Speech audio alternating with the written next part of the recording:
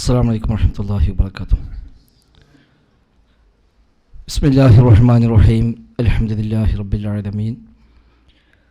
അല്ലാഹുമ്മ സ്വല്ലി അലാ മുഹമ്മദിൻ വഅലാ ആലി മുഹമ്മദ് കമാ സ്വല്ലൈത അലാ ഇബ്രാഹിം വഅലാ ആലി ഇബ്രാഹിം ഇന്നക ഹമീദും മജീദ്. അല്ലാഹുമ്മ ബാരിക് അലാ മുഹമ്മദിൻ വഅലാ ആലി മുഹമ്മദ് കമാ ബാറക്ത അലാ ഇബ്രാഹിം وعلى آل إبراهيم إنك حميد مجيد. أما بعد فإن خير الكلام كلام الله وخير السنن سنن محمد صلى الله عليه وسلم وشر الأمور محدثاتها وكل محدثة بدعة وكل بدعة ضلالة وكل ضلالة في النار. أعوذ بالله من الشيطان الرجيم. بسم الله الرحمن الرحيم. يا أيها الذين آمنوا اتقوا الله حق تقاته ولا تموتن إلا وأنتم مسلمون. بسم الله الرحمن الرحيم. وما أرسلنا من قبلك من رسول إلا نوحي إليه أنه لا إله إلا أنا فاعبدون. ബഹുമാന്യരായ സഹോദരങ്ങളെ സഹോദരിമാരെ, റഹ്മാനായ റബ്ബ് സുബ്ഹാനഹു വ തആലയുടെ നിയമ നിർദ്ദേശങ്ങൾ കഴിവിൻ്റെ പരമാവധി ജീവിതത്തിൽ പാലിക്കുവാൻ പരിശ്രമിച്ചുകൊണ്ട് മുത്തഖീകളായി ജീവിക്കണേ എന്ന് പ്രത്യേകമായി എന്നെയും നിങ്ങളെയുമൊക്കെ ഓർമ്മപ്പെടുത്തുകയാണ്. റബ്ബ് സുബ്ഹാനഹു വ തആല നമുക്കെല്ലാം തൗഫീഖ് പ്രദാനം ചെയ്യുമാറാവട്ടെ. ജീവിതത്തിൻ്റെ മുഴുവൻ മേഖലയിലും റബ്ബ് സുബ്ഹാനഹു വ തആല ഖൈറും ബറക്കത്തും ധാരാളമായി നമ്മിതെല്ലാം വർഷിക്കുമാറാവട്ടെ. ജീവിതത്തിലെ വ്യത്യസ്തമായ തലങ്ങളിൽ പ്രയാസപ്പെടുന്ന രോഗികളായും മറ്റും കഴിയുന്ന ഒരുപാട് സഹോദരങ്ങൾ, ദുആ കൊണ്ട് വസിയത്ത് ചെയ്തവർ, റബ്ബ് സുബ്ഹാനഹു വ തആല എല്ലാവർക്കും അവൻ്റെ ബർക്കത്തുകൾ നിഅമത്തുകൾ ധാരാളമായി വർഷിക്കുമാറാവട്ടെ. രോഗികൾക്ക് അല്ലാഹു ശിഫ പ്രദാനം ചെയ്യുമാറാവട്ടെ. നമ്മിൽ നിന്ന് മരണപ്പെട്ടു പോയ മാതാപിതാക്കളും ബന്ധുമിത്രാദികളും മറ്റു വിശ്വാസികൾക്കുമെല്ലാം റബ്ബ് സുബ്ഹാനഹു വ തആല മഗ്ഫിറത്തും റഹ്മത്തും നൽകി അനുഗ്രഹിക്കുമാറാവട്ടെ. ജീവിതാവസാനം വരെ റബ്ബിൻ്റെ ദീനിന് വേണ്ടി ആത്മാർത്ഥമായി സേവനങ്ങൾ ചെയ്യാനുള്ള തൗഫീഖ് റബ്ബ് സുബ്ഹാനഹു വ തആല നമുക്കെല്ലാം നൽകി അനുഗ്രഹിക്കുമാറാവട്ടെ. ഏത് സമയത്ത് എവിടെ വെച്ച് മരിക്കേണ്ടി വന്നാലും ലാ ഇലാഹ ഇല്ലല്ലാഹ് എന്ന് ഉച്ചരിച്ചുകൊണ്ട് ഈമാനോടെ മരിക്കുന്ന മഹാഭാഗ്യവാന്മാരിൽ റബ്ബ് സുബ്ഹാനഹു വ തആല നമ്മയെല്ലാം ഉൾപ്പെടുത്തി അനുഗ്രഹിക്കുമാറാവട്ടെ. അവസാനം റബ്ബിൻ്റെ ജന്നാത്തുൽ ഫിർദൗസിൽ അംബിയാഇൻ്റെയും ഔലിയാഇൻ്റെയും സിദ്ദീഖീങ്ങളുടെയും ശുഹദാഇൻ്റെയും സ്വാലിഹീങ്ങളുടെയും കൂടെ ഒരിടം നൽകി സാധുക്കളായ ദുർബലന്മാരായ നമ്മെ അല്ലാഹു സുബ്ഹാനഹു വ തആല അനുഗ്രഹിക്കുമാറാവട്ടെ. തൗഹീദ് ഇസ്ലാമിലെ ജീവൻ എന്ന അടിസ്ഥാന വിഷയവുമായി ബന്ധപ്പെട്ട ഏതാനും ചില കാര്യങ്ങളാണ് അല്പസമയം സംസാരിക്കാനായി നാം നിശ്ചയിച്ചിരിക്കുന്നത്. ഈ രംഗത്ത് നാം ചെലവഴിക്കുന്ന ഊർജവും സമയവും സമ്പത്തുമെല്ലാം സ്വാലിഹായ ഒരു അമലായി റബ്ബ് സുബ്ഹാനഹു വ തആല നമ്മിൽ നിന്ന് കബൂലാക്കുമാറാവട്ടെ. സൂറത്ത് അംബിയായിലെ 25-ാമത്തെ വചനമാണ് ഞാൻ ആദ്യമായി ഓതി വെച്ചത്. ലോകത്ത് നിയോഗിക്കപ്പെട്ട മുഴുവൻ അമ്പിയാക്കളും പഠിപ്പിച്ച അടിസ്ഥാന ആശയമാണ് ലാ ഇലാഹ ഇല്ലല്ലാഹ് എന്ന ആശയം. റസൂലുള്ളാഹി സ്വല്ലല്ലാഹു അലൈഹി വസല്ലം തങ്ങൾ പറഞ്ഞു, അഫ്ളലു മാ ഖുൽതു അന വന്നബിയ്യൂന മിൻ ഖബ്ലി ഖൗലു ലാ ഇലാഹ ഇല്ലല്ലാഹ് വഹ്ദഹു ലാ ശരീക ലഹു. ഇമാം ബുഖാരി മുസ്ലിമും എല്ലാം ഉദ്ധരിച്ച തർക്കമില്ലാത്ത അഭിപ്രായ വ്യത്യാസമില്ലാത്ത ഹദീസാണത്. ഞാനും എൻ്റെ മുമ്പ് കഴിഞ്ഞു പോയ മുഴുവൻ അമ്പിയാക്കളും പറഞ്ഞ വാക്കുകളിൽ ഏറ്റവും ശ്രേഷ്ഠമായ വചനം ലാ ഇലാഹ ഇല്ലല്ലാഹു വഹ്ദഹു ലാ ശരീക ലഹു എന്ന വചനമാണ്. അല്ലാഹു അല്ലാതെ ഇലാഹില്ല, വഹ്ദഹു അവൻ ഏകനാണ്, ലാ ശരീക ലഹു അവന് യാതൊരു പങ്കുകാരുമില്ല. ഇതാണ് ലോകത്ത് വന്ന മുഴുവൻ അമ്പിയാക്കളും പറഞ്ഞ വചനങ്ങളിൽ ഏറ്റവും അഫ്ളലായ വചനമെന്നാണ് ഈ ഹദീസ് നമ്മെ അറിയിക്കുന്നത്. ഓതിവെച്ച ആയത്തിൻ്റെയും ആശയം സമാനമാണ്. വമാ അർസൽനാ മിൻ ഖബ്ലിക മിർ റസൂലിൻ ഇല്ലാ നൂഹി ഇലൈഹി അന്നഹു ലാ ഇലാഹ ഇല്ലാ അന ഫഅ്ബുദൂൻ. നബിയെ, താങ്കൾക്ക് മുമ്പ് നാം ഏത് റസൂലുമാരെയും നിയോഗിച്ചിട്ടുണ്ടെങ്കിലും അവർക്കെല്ലാം വഹി നൽകിയിട്ടുണ്ട്. അന്നഹു ലാ ഇലാഹ ഇല്ലാ അന, തീർച്ചയായും ഞാനല്ലാതെ ഇലാഹില്ല. ഫഅ്ബുദൂൻ, അതായത് എന്നെ മാത്രം നിങ്ങൾ ആരാധിക്കണമെന്ന വഹി നൽകാത്ത ഒരു റസൂലിനെയും നാം താങ്കൾക്ക് മുമ്പ് അയച്ചിട്ടില്ല എന്നാണ് ആയത്തിൻ്റെ ആശയം. ലോകത്ത് വന്ന മുഴുവൻ അമ്പിയാക്കളും തർക്കമില്ലാതെ സ്വീകരിച്ചു പോന്ന അടിസ്ഥാന ആശയമാണ് ലാ ഇലാഹ ഇല്ലല്ലാഹ്, തൗഹീദ് എന്നത്. മറ്റു അനുഷ്ഠാന വിഷയങ്ങളിൽ ഓരോ പ്രവാചകന്മാർക്കും ഓരോ ശരീഅത്താണ്. ആദം നബി സല്ലല്ലാഹു അലൈഹി വസല്ലമയുടെ ശരീഅത്തല്ല നൂഹ് നബിക്കുണ്ടായിരുന്നത്. നൂഹ് നബിയുടെ ശരീഅത്തല്ല, മതനിയമങ്ങളല്ല ഇബ്രാഹിം നബിക്കും മൂസാ നബിക്കും ഈസാ നബിക്കും ഒന്നും നിശ്ചയിക്കപ്പെട്ടത്. ആദം നബി സല്ലല്ലാഹു അലൈഹി വസല്ലമയുടെ ശരീഅത്ത് പ്രകാരം ആങ്ങളെയും പെങ്ങളെയും തമ്മിൽ വിവാഹം കഴിക്കാമായിരുന്നു.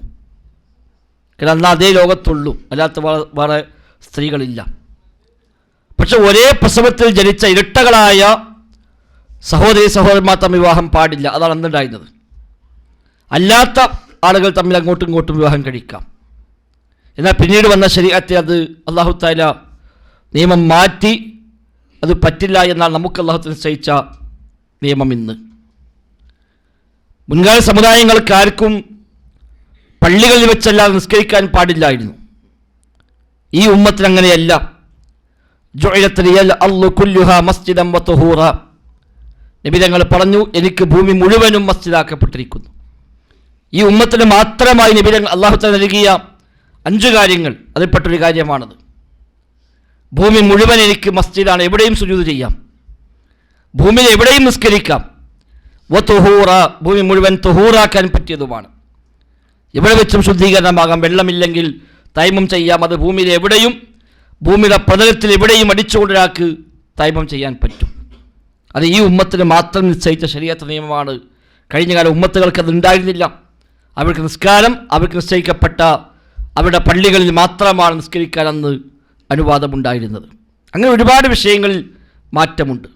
മുൻഗാമികൾക്ക് നോമ്പുണ്ട്, നമുക്കും നോമ്പുണ്ട്, പക്ഷെ അവർക്ക് മൗനവ്രതമായിരുന്നു.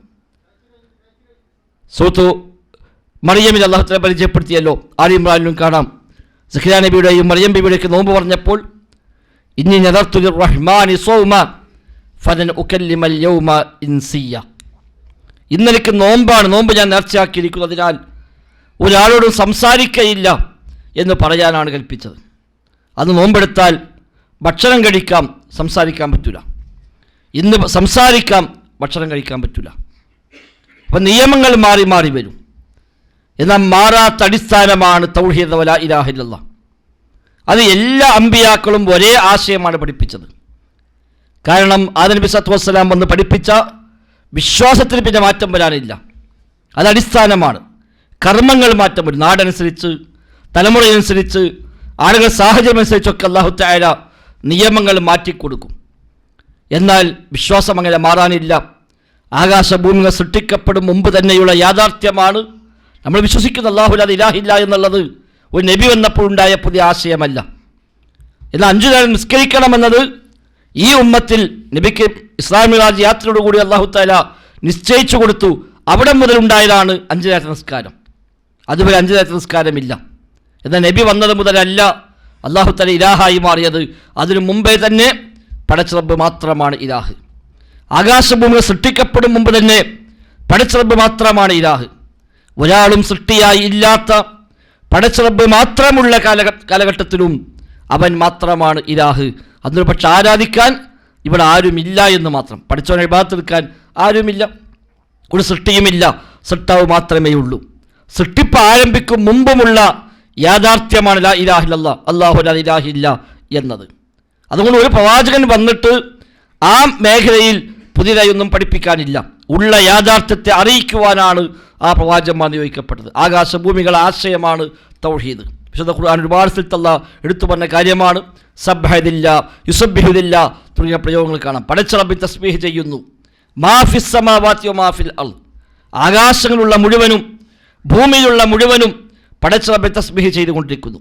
വന്നജമു വസ്സജറു യസ്ജുദാൻ, വള്ളികളും മരങ്ങളും പോലും പടച്ച റബ്ബിന് സുജൂദ് ചെയ്തുകൊണ്ടിരിക്കുന്നു. സൂറത്തുർ റഹ്മാനിൽ അല്ലാഹു തആല പരിചയപ്പെടുത്തി. ഇങ്ങനെ ലോകം മുഴുവനും പ്രപഞ്ചം മുഴുവനും പടച്ച റബ്ബിനെ കീഴ്പ്പെട്ട് അവൻ്റെ നിയമങ്ങളെ പാലിച്ച് അവയ്ക്ക് നിശ്ചയിക്കപ്പെട്ട വ്യവസ്ഥ എന്താണോ ആ വ്യവസ്ഥകൾ പ്രകാരം എല്ലാ സൃഷ്ടികളും ഇവിടെ മുന്നോട്ട് പോകുന്നു. അവയെല്ലാം സ്വീകരിച്ച അടിസ്ഥാന ആശയമാണ് പടച്ച റബ്ബിന് മാത്രം കീഴ്പ്പെടുക, അവന് മാത്രം ഇബാദത്ത് ചെയ്യുക, അവനെ മാത്രം തസ്ബീഹ് ചെയ്യുക, അവനെ മാത്രം ഇലാഹായി കാണുക എന്നത് പ്രകൃതിയുടെ അടിസ്ഥാന നിയമമാണ്. കല്ലുകളെക്കുറിച്ച് പോലും അല്ലാഹു തആല പറഞ്ഞു വരുന്ന സൂറത്തുൽ ബഖറയിൽ കല്ലുകൾ പോലും പടച്ച റബ്ബിനെ പേടിച്ച് താഴോട്ട് ഉരുണ്ടു വീഴുന്ന കല്ലുകളുണ്ട്. വഇന്ന മിൻഹാ ലമാ യശഖഖു ഫയഖ്റുജു മിൻഹുൽ മാ വഇന്ന മിൻഹാ ലമാ യഹ്ബിതു മിൻ ഖശ്യത്തില്ലാ, പൊട്ടിപ്പിളർന്ന് വെള്ളം പുറത്തേക്ക് വരുന്ന കല്ലുകളുണ്ട്. പടച്ച റബ്ബിനെ പേടിച്ച് മേൽഭാഗത്ത് താഴോട്ട് ഉരുണ്ടു വീഴുന്ന കല്ലുകൾ പോലും ഉണ്ട് എന്ന സൂറത്തുൽ ബഖറയിൽ അല്ലാഹു തആല പരിചയപ്പെടുത്തുന്നു. അപ്പോൾ പ്രകൃതി മൊത്തം സ്വീകരിച്ച, പ്രപഞ്ചം മൊത്തം സ്വീകരിക്കാൻ കൽപ്പിക്കപ്പെട്ട ആശയമാണ് അല്ലാഹു അല്ലാതെ ഇലാഹില്ല, ലാ ഇലാഹ ഇല്ലല്ലാഹ് എന്ന ആശയം. അത് ഒരു നബി വന്നപ്പോൾ ആ രംഗത്ത് പുതിയ മാറ്റമൊന്നും ഉണ്ടായിട്ടില്ല. അതുകൊണ്ട് അന്ന് തൗഹീദായ ഒരു കാര്യം മറ്റൊരു നബി വരുമ്പോൾ തൗഹീദ് അല്ലതായി മാറുകയില്ല. ഒരു നബിയുടെ കാലത്ത് ശിർക്കായ ഒരു കാര്യം മറ്റൊരു നബിയുടെ കാലത്ത് ശിർക്ക് അല്ലതായി മാറുകയില്ല. എന്നാൽ ഒരു നബിയുടെ കാലത്ത് ഹലാലായ കാര്യം മറ്റൊരു നബിയുടെ കാലത്ത് ഹറാമായി മാറും. അന്ന് ഹറാമായൊരു കാര്യം മറ്റൊരു പ്രവാചകന് ഹലാലായി മാറും. അത് നിയമങ്ങളിൽ മാറ്റങ്ങൾ വരും. യുദ്ധാർജിത സ്വത്തുകൾ, ഗനീമത്ത് സ്വത്തുകൾ ഈ ഉമ്മത്തിന് മാത്രമാണ് അനുവദിക്കപ്പെട്ടത്.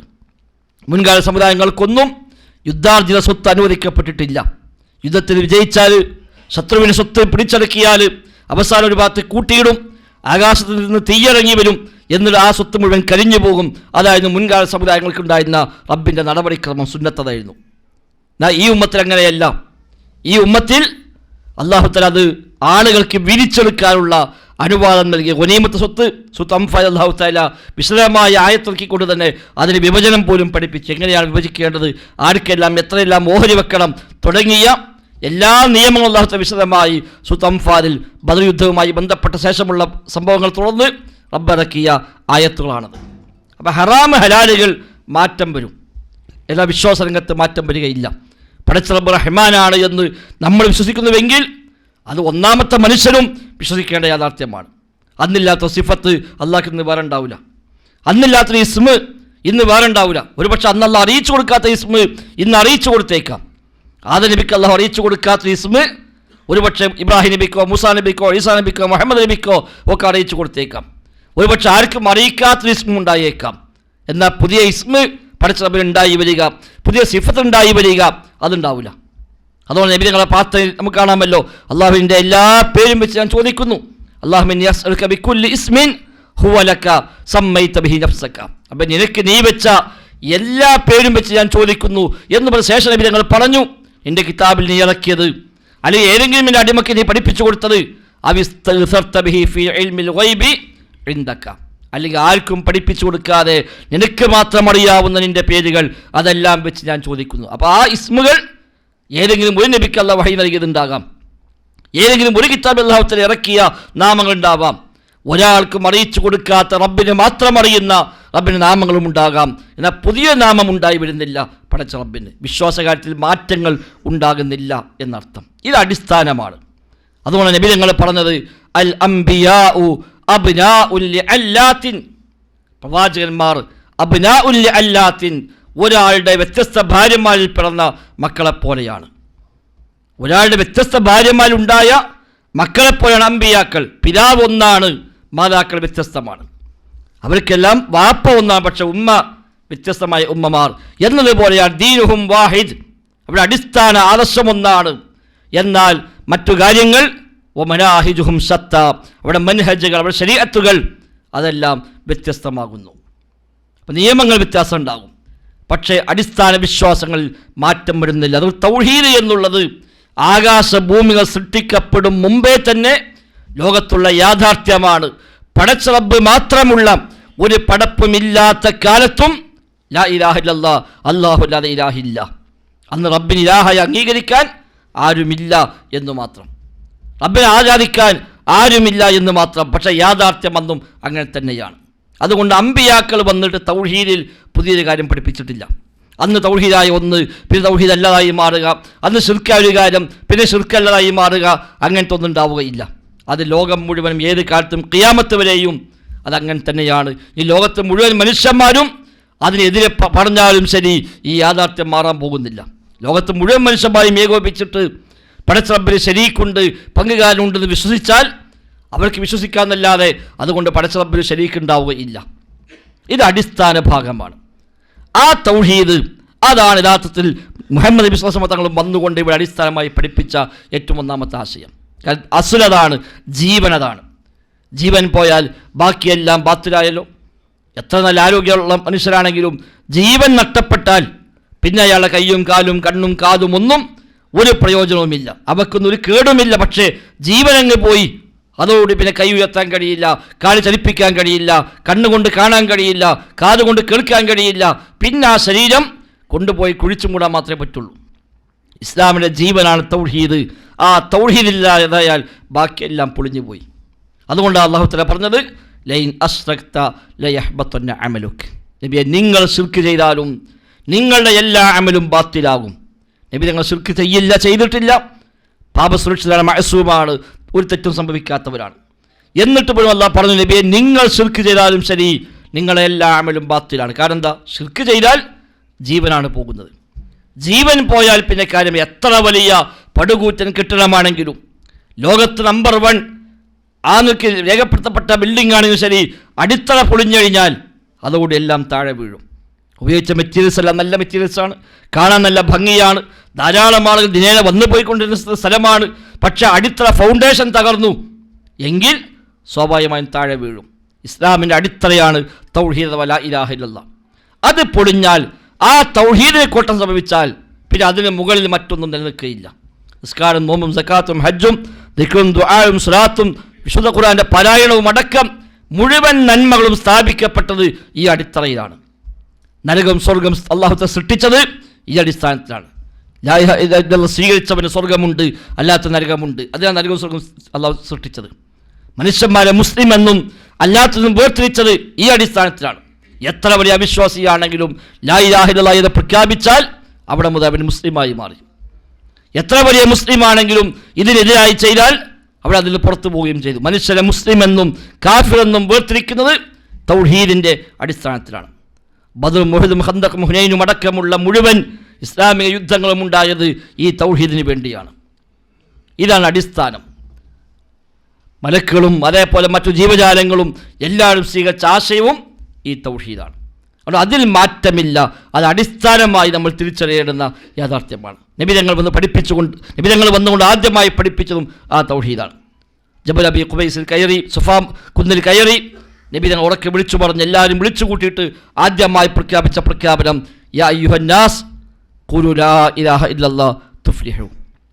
ജനങ്ങളെ, നിങ്ങൾ ലാ ഇലാഹ ഇല്ലല്ലാഹ് പ്രഖ്യാപിക്കൂ, നിങ്ങൾക്ക് വിജയിക്കാം. ഇവിടെ പരസ്യ പ്രബോധനം ആരംഭിച്ചത് അങ്ങനെയാണ്. സഫാ കുന്നിൽ കയറി ഉറക്കെ വിളിച്ചു, എല്ലാവരും ഓടിയെത്തി. കാരണം അന്ന് സഫാ കുന്നിൽ കയറി വിളിച്ചാൽ വരാതിരിക്കില്ല. അന്ന് അറബികൾ എത്ര വലിയ ജാഹിലിയത്തിലാണെങ്കിലും അവർ സ്വീകരിച്ചു പോകുന്ന ചില ക്വാളിറ്റികളുണ്ടായിരുന്നു. അതിൽപ്പെട്ട ഒന്നായിരുന്നു സഫാ കുന്ന് കയറി വിളിച്ചാൽ അത്രയും വലിയ എമർജൻസിക്കാണ് വിളിക്കുന്നത്, ആ വിളി കേട്ട ഓടിച്ചെല്ലുക, അതവിടെ രീതിയായിരുന്നു. അത്ര വലിയ ഏറ്റവും പ്രധാനപ്പെട്ട കാര്യമുണ്ടെങ്കിൽ മാത്രമേ സഫയുടെ മുകളിൽ കയറി വിളിക്കാറുള്ളൂ. അതാരും തമാശക്ക് വിളിക്കുന്നില്ല. അവിടെ വെറുതെ ഒരു ഗൗരവമില്ലാത്ത കാര്യങ്ങൾക്ക് ഇവിടെ വിളിക്കാറില്ല. നബി തങ്ങൾ ആ സ്ഥലമാണ് തിരഞ്ഞെടുത്തത്. സൊഫയിൽ കയറി വിളിച്ചു, യാ മാശറ ഖുറൈശ്, ഖുറൈശി സമൂഹമേ. എല്ലാവരും ഓടിയെത്തി. 2 പ്രാധാന്യമാണ്. ഒന്ന് സൊഫയിൽ നിന്നാണ് വിളി, 2 അല്ലമീനാണ് വിളിക്കുന്നത്. അപ്പോൾ എന്തോ അത്രയും വലിയ ഗൗരവമായ കാര്യം അറിയിക്കാനുണ്ട്. അങ്ങനെയാണ് വരാൻ കഴിയാത്ത ആളുകൾ പകരം ആളെ പറഞ്ഞയച്ചുവെന്നാണ്. എല്ലാവരും വന്നുകൂടി നബി തങ്ങൾ പറഞ്ഞു, യാ അയ്യുഹന്നാസ് ഖുലു ലാ ഇലാഹ ഇല്ലല്ലാഹ് തുഫ്ലിഹു. ജനങ്ങളെ ലാ ഇലാഹ ഇല്ലല്ലാഹ് പറയൂ, നിങ്ങൾക്ക് വിജയിക്കാം. അപ്പോഴേ അബൂലഹബ് ചോദിച്ചത്, ഇതിനാണോ വിളിച്ചു കൂട്ടിയത്? ഇത്ര പ്രാധാന്യപ്പോൾ ഞങ്ങളൊക്കെ അവിടെ ഓടിയെത്തിയത് എന്തോ കാര്യമായി എന്തുകൊണ്ട് വിചാരിച്ചിട്ടാണ്, പക്ഷേ ഇതിനു വേണ്ടിയാണോ നീ വിളിച്ചത്? തബ്ബല്ലക സായിറുൽ അയ്യാം അലിഹാദാ ജമഅതന. നശിക്കട്ടെ നീ, ഇതിനു വേണ്ടിയാണോ നീ വിളിച്ചു വരുത്തിയത് എന്ന് വെച്ച് ദേഷ്യപ്പെട്ടതൊക്കെ ആ സന്ദർഭത്തിലാണ്. അപ്പോൾ അന്ന് അവർ കാത്തു സൂക്ഷിച്ച ഒരു വലിയ ക്വാളിറ്റി ആയിരുന്നു അത്. ആ നിബിധങ്ങളും സൊഫയിൽ കയറി ഒന്നാമത്തെ വിളി വിളിച്ചത്, അവിടെ പ്രഖ്യാപിച്ചത് തൗഹീദിൻ്റെ ആശയമാണ്, ലാ ഇലാഹ ഇല്ലല്ലാഹ്. കാരണം അതാണ് ജീവൻ. ജീവനില്ലാതെ ബാക്കിയെല്ലാം ഉണ്ടായിട്ടും കാര്യമില്ല. ജീവൻ ഉണ്ടെങ്കിൽ ബാക്കി എല്ലാത്തിനും തകരാറ് സംഭവിച്ചാലും ഒരു പക്ഷേ വലിയ പരിക്കില്ലാതെ രക്ഷപ്പെടുകയും ചെയ്യും. കൈയൊടിഞ്ഞു, കാലൊടിഞ്ഞു, അതൊക്കെ നഷ്ടപ്പെട്ടാലും ജീവൻ ബാക്കിയുണ്ടെങ്കിൽ ഒരു പക്ഷേ അയാൾക്ക് പിന്നെയും രക്ഷപ്പെട്ടു പോരാൻ പറ്റും. ഒരു പക്ഷേ രണ്ട് കൈയും ഉള്ളവനേക്കാൾ ഉയരത്തിലേക്ക് രണ്ട് കൈയും ഇല്ലാത്തവരെത്തുന്ന എത്രയോ രംഗങ്ങൾ. ജീവനുണ്ട്. ജീവനില്ലെങ്കിൽ എല്ലാം ഉണ്ടായിട്ടും യാതൊരു പ്രയോജനവുമില്ല. അടിസ്ഥാനം ജീവനാണ്. ആ ലാ ഇലാഹ ഇല്ലല്ലാഹ് അതാണ് അടിസ്ഥാനം. അതിൽ മാറ്റം വന്നുകൂടാ. നബി തങ്ങളുടെ കാലത്ത് ഈ തൗഹീദ് അഭിപ്രായ വ്യത്യാസങ്ങളില്ല. എല്ലാ മുസ്ലിങ്ങളും ഇത്തിഫാഖാണ്. അതൊരു മുസ്ലിമാണോ അവൻ ലാ ഇലാഹ ഇല്ലല്ലാഹുവിൻ്റെ വക്താവാണ്. അതിൽ പിന്നെ രണ്ടഭിപ്രായമില്ല. ലാ ഇലാഹ ഇല്ലല്ലാഹ് പറഞ്ഞ ഒരാൾ റബ്ബല്ലാത്തവർ വിളിച്ചു പ്രാർത്ഥിക്കുന്ന ആളുണ്ടാവുക, അങ്ങനത്തെ ഒന്നും അന്നില്ല. അന്നങ്ങനെ സംഗതി ആലോചിക്കാൻ പോലും പറ്റില്ല. ഒരാൾ മുസ്ലിമാണ് അല്ലെങ്കിൽ മുസ്ലിം അല്ല. മുസ്ലിം അല്ലെങ്കിൽ അവൻ ലാ ഇലാഹ ഇല്ലല്ലാഹ് സ്വീകരിക്കുന്നില്ല.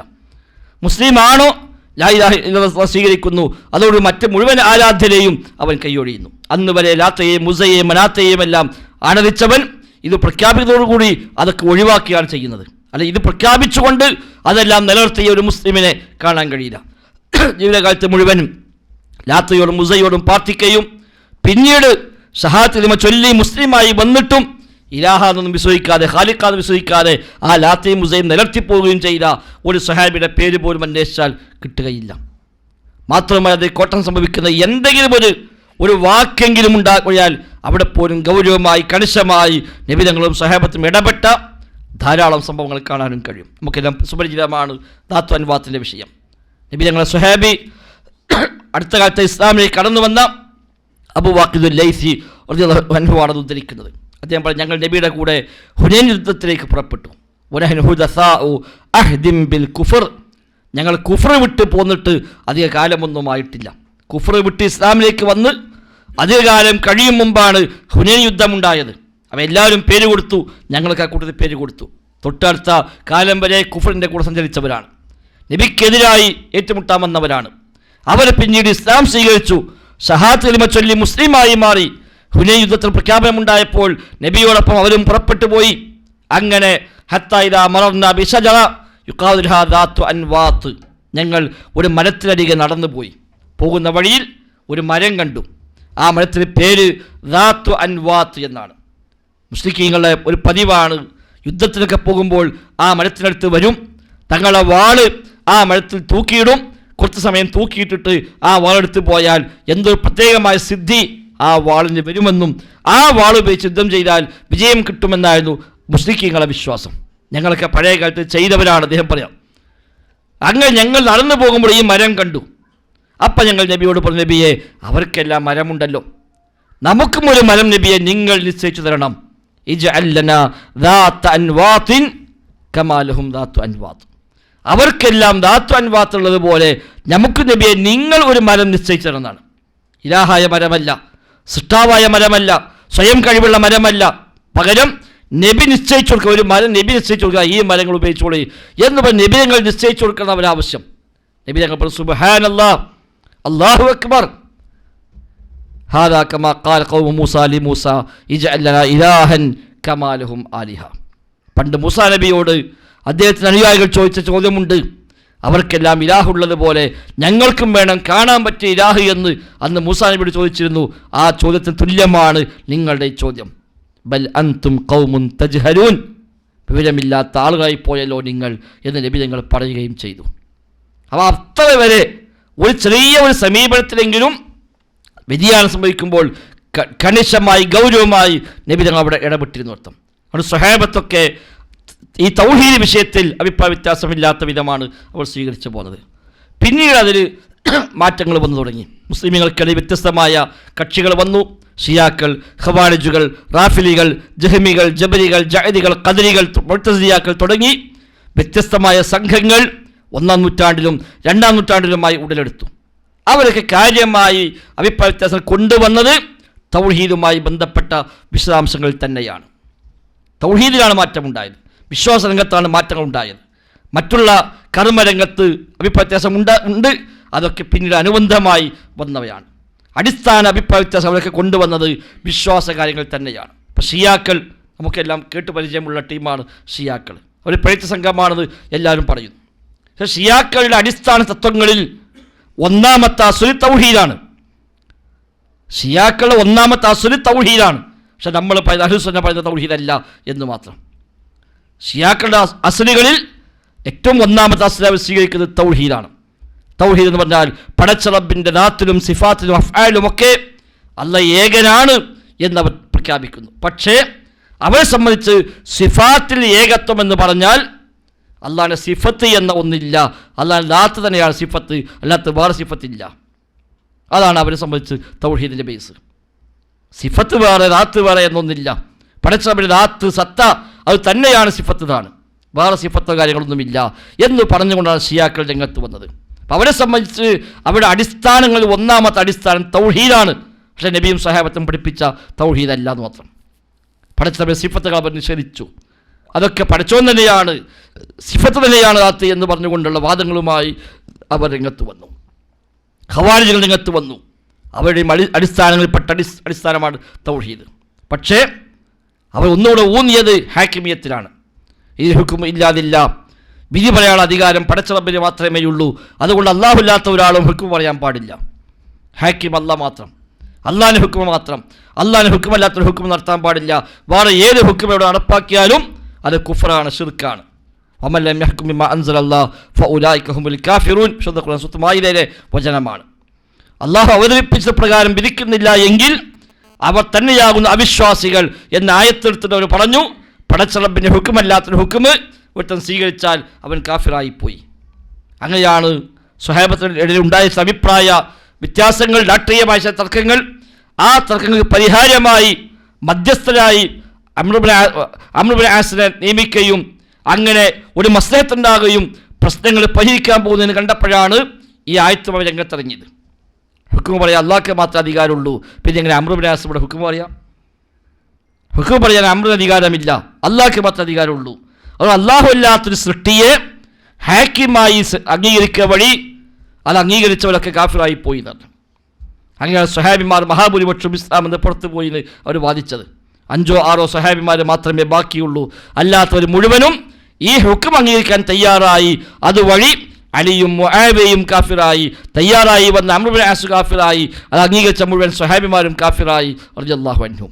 ഈ വാദവുമായി ഖവാരിജുകൾ രംഗത്തുനിന്ന്. കാരണം ഒരു തൗഹീദിൻ്റെ അസ്ലാണ് പൊളിഞ്ഞത്. അവിടെ അവരെ ബേസ് പ്രകാരം തൗഹീദിൻ്റെ അസ്ലാണ് പൊളിഞ്ഞത്.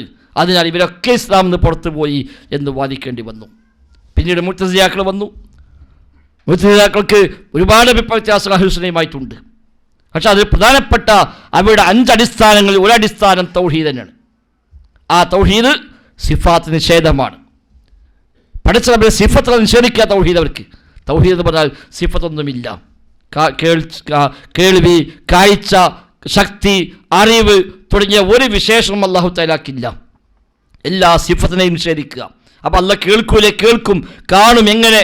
അലീമും ബിദാത്തിഹി, സമീഉം ബിദാത്തിഹി, ബസീറും ബിദാത്തിഹി. അല്ലാഹ് ദാത്തിയായി തന്നെ കേൾവിയുള്ളവരാണ്. അല്ലെ കേൾവി എന്ന വേറെ സിഫത്തോ വേറെ വിശേഷണോ അത് വെക്കേണ്ടതില്ല. സിഫാത്ത് നിഷേധമാണ് അവർക്ക് തൗഹീദ് എന്നുള്ളത്. അപ്പോൾ അവരും പറയും തൗഹീദാണ് അസ്ലി. പക്ഷേ അഹ്ലുസുന്ന സ്വീകരിച്ച, സ്വഹാബിമാർ സ്വീകരിച്ച തൗഹീദല്ല അവർ സ്വീകരിക്കുന്നത്. നമ്മുടെ നാട്ടിലേക്ക് വന്നാൽ അശ്അരികൾ, മാതുരീദികൾ അവരും തൗഹീദ് വേണ്ട പറഞ്ഞിരുന്നല്ല. നമ്മളൊക്കെ നാടുകൾ മഹാഭൂരിപക്ഷം ആളുകളും എന്താണെന്ന് അറിയാതെ തന്നെ അശ്അരിയത്തും മാതുരീദിയത്തും ജീവിക്കുമെന്ന് പറയുന്നവരാണ്. മിക്കവാറും മഹൽ കമ്മിറ്റിയിൽ മെമ്പറാകണമെങ്കിൽ ഇത് ഒപ്പിട്ട് കൊടുക്കണം. അശ്അരി മാതുരീദി രണ്ടാലൊന്ന് സ്വീകരിക്കാം എന്ന് ഒപ്പിട്ടാലേ ഒരു മെമ്പർഷിപ്പ് ഇട്ടു. പക്ഷേ എന്താ അശ്അരി എന്താ മാതുരീദി വെച്ചാൽ ഒപ്പിടിക്കാമെന്ന ഉസ്താദിനും അറിയില്ല, ഒപ്പിട്ടോനോ അറിയില്ല. അതൊന്നും പറ്റി നോക്കേണ്ടതൊക്കെ ഒപ്പിട്ടാൽ മതി അറിയാം. ആ ഒപ്പുമിലാണ് നിലനിന്ന് പോകുന്നത്. പക്ഷേ ഈ അശ്അരി മാതുരീദി ത്വരീഖത്തുകൾ, വിശ്വാസ സരണികൾ അവർ തൗഹീദ് വേണ്ട പറഞ്ഞവരല്ല, തൗഹീദ് സ്വീകരിച്ചവർ തന്നെയാണ്. പക്ഷെ ആ തൗഹീദിൽ അഹ്ലുസുന്നയുമായി വേർതിരിയുന്ന ചില മേഖലയുണ്ട് മാത്രം. റബ്ബിൻ്റെ ചില സിഫത്തുകളെ അവർ നിഷേധിക്കുന്നു, വേറെ ചില സിഫത്തുകളെ അവർ വ്യാഖ്യാനിക്കുന്നു. അള്ളാഹുവിൻ്റെ വജ്ഹ്, യദ്, ഐന്, ഇസ്ബഅ്, റിജ്ല്, ഖദം തുടങ്ങി ഖുർആനിലും ഹദീസിലും വന്ന പല ദാത്തിയായ സിഫത്തുകളെയും അവർ ഒന്നുകിൽ നിഷേധിക്കും അല്ലെങ്കിൽ വ്യാഖ്യാനിച്ചൊപ്പിക്കും. 7 സിഫത്തുകൾ മാത്രം ശരിയായ രൂപത്തിൽ അംഗീകരിക്കും, ബാക്കിയൊന്നും അത് അംഗീകരിക്കുന്നില്ല. അല്ലാത്തവർക്ക് അവരുടെ വക ചില വ്യാഖ്യാനങ്ങൾ കൊടുത്തുകൊണ്ടാണ് അവർ അതിനെല്ലാം അംഗീകരിക്കുന്നത് എന്ന് പറയുന്നത്. ഇവയിലാണ്, ആ വ്യാഖ്യാനമാണ് അവർക്ക് തൗഹീദ്. അവർ തൗഹീദ് മതം അതാണ്. ഈ സിഫത്തുകളൊക്കെ വ്യാഖ്യാനിക്കാൻ പഴുതില്ലാത്ത നിഷേധിക്കുക. ബാക്കി 7 സിഫത്തുകൾ മാത്രം, ഇൽമ്, ഹയാത്ത്, സമഅ്, ബസ്ർ തുടങ്ങിയ 7 സിഫത്തുകൾ മാത്രം അത് അംഗീകരിക്കുക. അല്ലാത്തവയൊന്നും അംഗീകരിക്കാൻ പറ്റൂല. ഇതാണ് അവരുടെ അസ്ല്. കാരണം അത് ഉണ്ടെന്ന് പറഞ്ഞാൽ പടച്ച റബ്ബിനെ പടപ്പിനോട് തുല്യപ്പെടുത്തലായി മാറും എന്നാണ് അവർ മനസ്സിലാക്കിയത്. അല്ലാഹു തആലയുടെ ചില സിഫത്തുകൾ ഉണ്ട് എന്ന് പറഞ്ഞാൽ അത് പടപ്പോട് റബ്ബിനെ സാദൃശ്യപ്പെടുത്തലായി മാറും. അവിടെ അതൊക്കെ ഇല്ല എന്ന് പറയണം എന്നാണ്. അല്ലാഹുവിൻ്റെ വജ്ഹ്, മുഖം, അത് ഉണ്ട് എന്ന് പറഞ്ഞാൽ അല്ലാഹ് പടപ്പുകളെ പോലെ ആയില്ലേ എന്നാണ് അവരുടെ ന്യായം. പടപ്പുകൾക്ക് മുഖമുണ്ട്, അല്ലാഹു തആലക്ക് മുഖമുണ്ട്. അവൻ മുഖമുണ്ട് എന്ന് പറയാൻ പറ്റില്ല. അത് പറഞ്ഞാൽ പടച്ചോനും പടപ്പുകളും തുല്യപ്പെടുത്തലായി വന്നു, അത് ശിർക്കായി മാറും. അതുകൊണ്ട് വജ്ഹില്ല. അപ്പോൾ ഖുർആനിൽ പല സ്ഥലത്തും കാണാം വജ്ഹുള്ള എന്ന പ്രയോഗം, ഇല്ലബ്തിഗാ വജ്ഹി റബ്ബിഹിൽ അഅ്ല തുടങ്ങിയ പ്രയോഗങ്ങൾ വിശുദ്ധ ഖുർആനിൽ കാണാം. അവിടെയൊക്കെ മറ്റു ചില വ്യാഖ്യാനങ്ങൾ വെച്ച് കൊടുക്കണം എന്നാണ്. അവിടെ വജ്ഹ് എന്ന് പറഞ്ഞാൽ മറ്റു ചില വ്യാഖ്യാനങ്ങൾ അല്ലാഹുവിൻ്റെ തൃപ്തി, അവരുടെ പ്രീതി എന്നൊക്കെ അർത്ഥം വെച്ചുകൊണ്ട് അതിനെ വ്യാഖ്യാനിക്കണം. കാരണം ശരിയായ അർത്ഥം വെച്ച് കഴിഞ്ഞാൽ അത് പടച്ച റബ്ബിനെ പടപ്പിനോട് തുല്യപ്പെടുത്തലായി മാറി അത് ശിർക്കായി മാറുമെന്നാണ് അവർ പേടിക്കുന്നത്. സ്വാഭാവികമായും എല്ലാ സിഫത്തും ചോദിക്കാം. അത് ഇതിന് മാത്രമല്ല, അള്ളാഹു കേൾക്കുമെന്ന് പറഞ്ഞാലും അവിടെ ഇതേ ചോദ്യം ചോദിക്കാനോ? എന്നാൽ കേൾവി എന്ന് പറഞ്ഞാലും സൃഷ്ടികളെ പോലായില്ലേ, അപ്പം എങ്ങനെ കേൾവി സമ്മതിക്കുക, കേൾവി സ്വീകരിക്കാൻ പറ്റുന്നല്ലോ എന്ന് അതേ ചോദ്യം തിരിച്ചു ചോദിക്കാം. ഏതാണെങ്കിലും ഇത്തരം വിഷയങ്ങൾ അശ്അരി, മാതുരിദി എന്നിവർ തൗഹീദായി അവർ പറയുന്ന തൗഹീദ് അഹ്ലുസുന്ന പറഞ്ഞ തൗഹീദല്ല എന്നർത്ഥം. അവിടേക്ക് വ്യത്യാസങ്ങൾ വന്നിട്ടുണ്ട്. പിഴച്ചുപോയ ധാരാളം കക്ഷികൾ, ജഹ്മികൾ, ജബരികൾ, ജഅദികൾ, ഖദരികൾ തുടങ്ങി വ്യത്യസ്തരായ സംഘങ്ങൾ ആദ്യ നൂറ്റാണ്ടുകളിൽ തന്നെ രംഗത്ത് വന്നു. 1-ാം നൂറ്റാണ്ടിൽ തന്നെ പലരും വന്നു, ബാക്കി 2-ാം നൂറ്റാണ്ടിലും വന്നു. ആ കക്ഷികളൊക്കെ ഭിന്നതയുണ്ടായി വന്നത് തൗഹീദുമായി ബന്ധപ്പെട്ട, വിശ്വാസമേഖലയുമായി ബന്ധപ്പെട്ട ചില വീക്ഷണ വ്യത്യാസങ്ങൾ തന്നെയാണ്. അഹ്ലുസുന്ന അന്നും ഇന്നും സ്വീകരിച്ചു പോന്ന അടിസ്ഥാനം അള്ളാഹും റസൂലും അള്ളാഹിനെപ്പറ്റി എന്തു പറഞ്ഞോ അതെല്ലാം അതേപ്പടി അംഗീകരിക്കുന്നു. അത് നിഷേധിക്കാനും പോകേണ്ടതില്ല, വ്യാഖ്യാനിക്കാനും പോകേണ്ടതില്ല എന്നാണ്. പടച്ച റബ്ബിനെ പറ്റി പറഞ്ഞ ഒന്നും അതങ്ങനെയല്ല, അതിങ്ങനെയില്ല എന്ന് പറയാൻ നമുക്ക് അധികാരമില്ല. അപ്പം അള്ളാഹിനെ പറ്റി പറഞ്ഞാണ് വജ്ഹ് എന്നുള്ളത്. അപ്പോൾ അള്ളാഹ് വജ്ഹ് ഉണ്ട് പറഞ്ഞാൽ അള്ളാഹ്ക്ക് വജ്ഹ് ഇല്ല എന്ന് പറയാൻ നമ്മളാരാ? അള്ളാഹുവിൻ്റെ സിഫത്ത് ഉണ്ടെന്ന് പറയാൻ തെളിവ് വേണം, ഇല്ലെന്ന് പറയാൻ തെളിവ് വേണം. ഒരു സിഫത്ത് ഇല്ല എന്ന് പറയണമെങ്കിലും തെളിവ് ഉണ്ടാകണം. ഇല്ല നമുക്കറിയില്ലല്ലോ. ഉണ്ടെന്ന് സ്ഥാപിക്കാനും തെളിവ് വേണം, നിഷേധിക്കാനും തെളിവ് വേണം. അള്ളാഹു റസൂൽ നിഷേധിക്കാത്ത ഒന്ന് നമ്മൾ നിഷേധിക്കാൻ പോകണ്ട. അള്ളാഹു റസൂൽ സ്ഥാപിക്കാത്ത ഒന്ന് സ്ഥാപിക്കാനും പോകേണ്ടതില്ല. അള്ളാഹു റസൂലും വ്യാഖ്യാനം പറയാത്ത ഒന്ന് നമ്മൾ വ്യാഖ്യാനിക്കാനും പാടില്ല. 4 അടിസ്ഥാനം അതിൽ പഠിപ്പിക്കുക. മിൻ ഗൈരി തക്യീഫിൻ വലാ തശ്ബീഹിൻ വലാ തംസീലിൻ വലാ തഅ്തീൽ. ഇതാണ് അസ്ൽ. അഹ്ലുസുന്ന സ്വീകരിച്ച ഈ പിഴച്ച എല്ലാ സംഘങ്ങളുമായുമുള്ള അഭിപ്രായ വ്യത്യാസങ്ങളിൽ ഏറ്റവും കൃത്യമായ നിലപാട് പറയാൻ ഈ 4 പദപ്രയോഗം മതി. അത് ആദ്യകാലം മുതൽ സ്വഹാബത്തും ശേഷമുള്ള ആളുകളൊക്കെ സ്വീകരിച്ച ബേസാണ്. പിന്നീട് വന്നവർ ഈ പദങ്ങൾ അങ്ങനെ തന്നെ ഉപയോഗിച്ച് പോകുന്നതുമാണ്. മിൻ ഗൈരി തക്യീഫിൻ, കൈഫിയത്ത് പറയാൻ പാടില്ല. എങ്ങനെയാണ് അറിയില്ല, അല്ലാഹു അഅലം. അല്ലാഹു കാണും, എങ്ങനെ കാണും? അല്ലാഹു അഅലം. റബ്ബ് എങ്ങനെ കേൾക്കും? അല്ലാഹു അഅലം. നമുക്കറിയില്ല. കൈഫിയത്ത് പറയാൻ കഴിയില്ല. കാരണം അല്ലാഹു എങ്ങനെ നമുക്കറിയില്ല.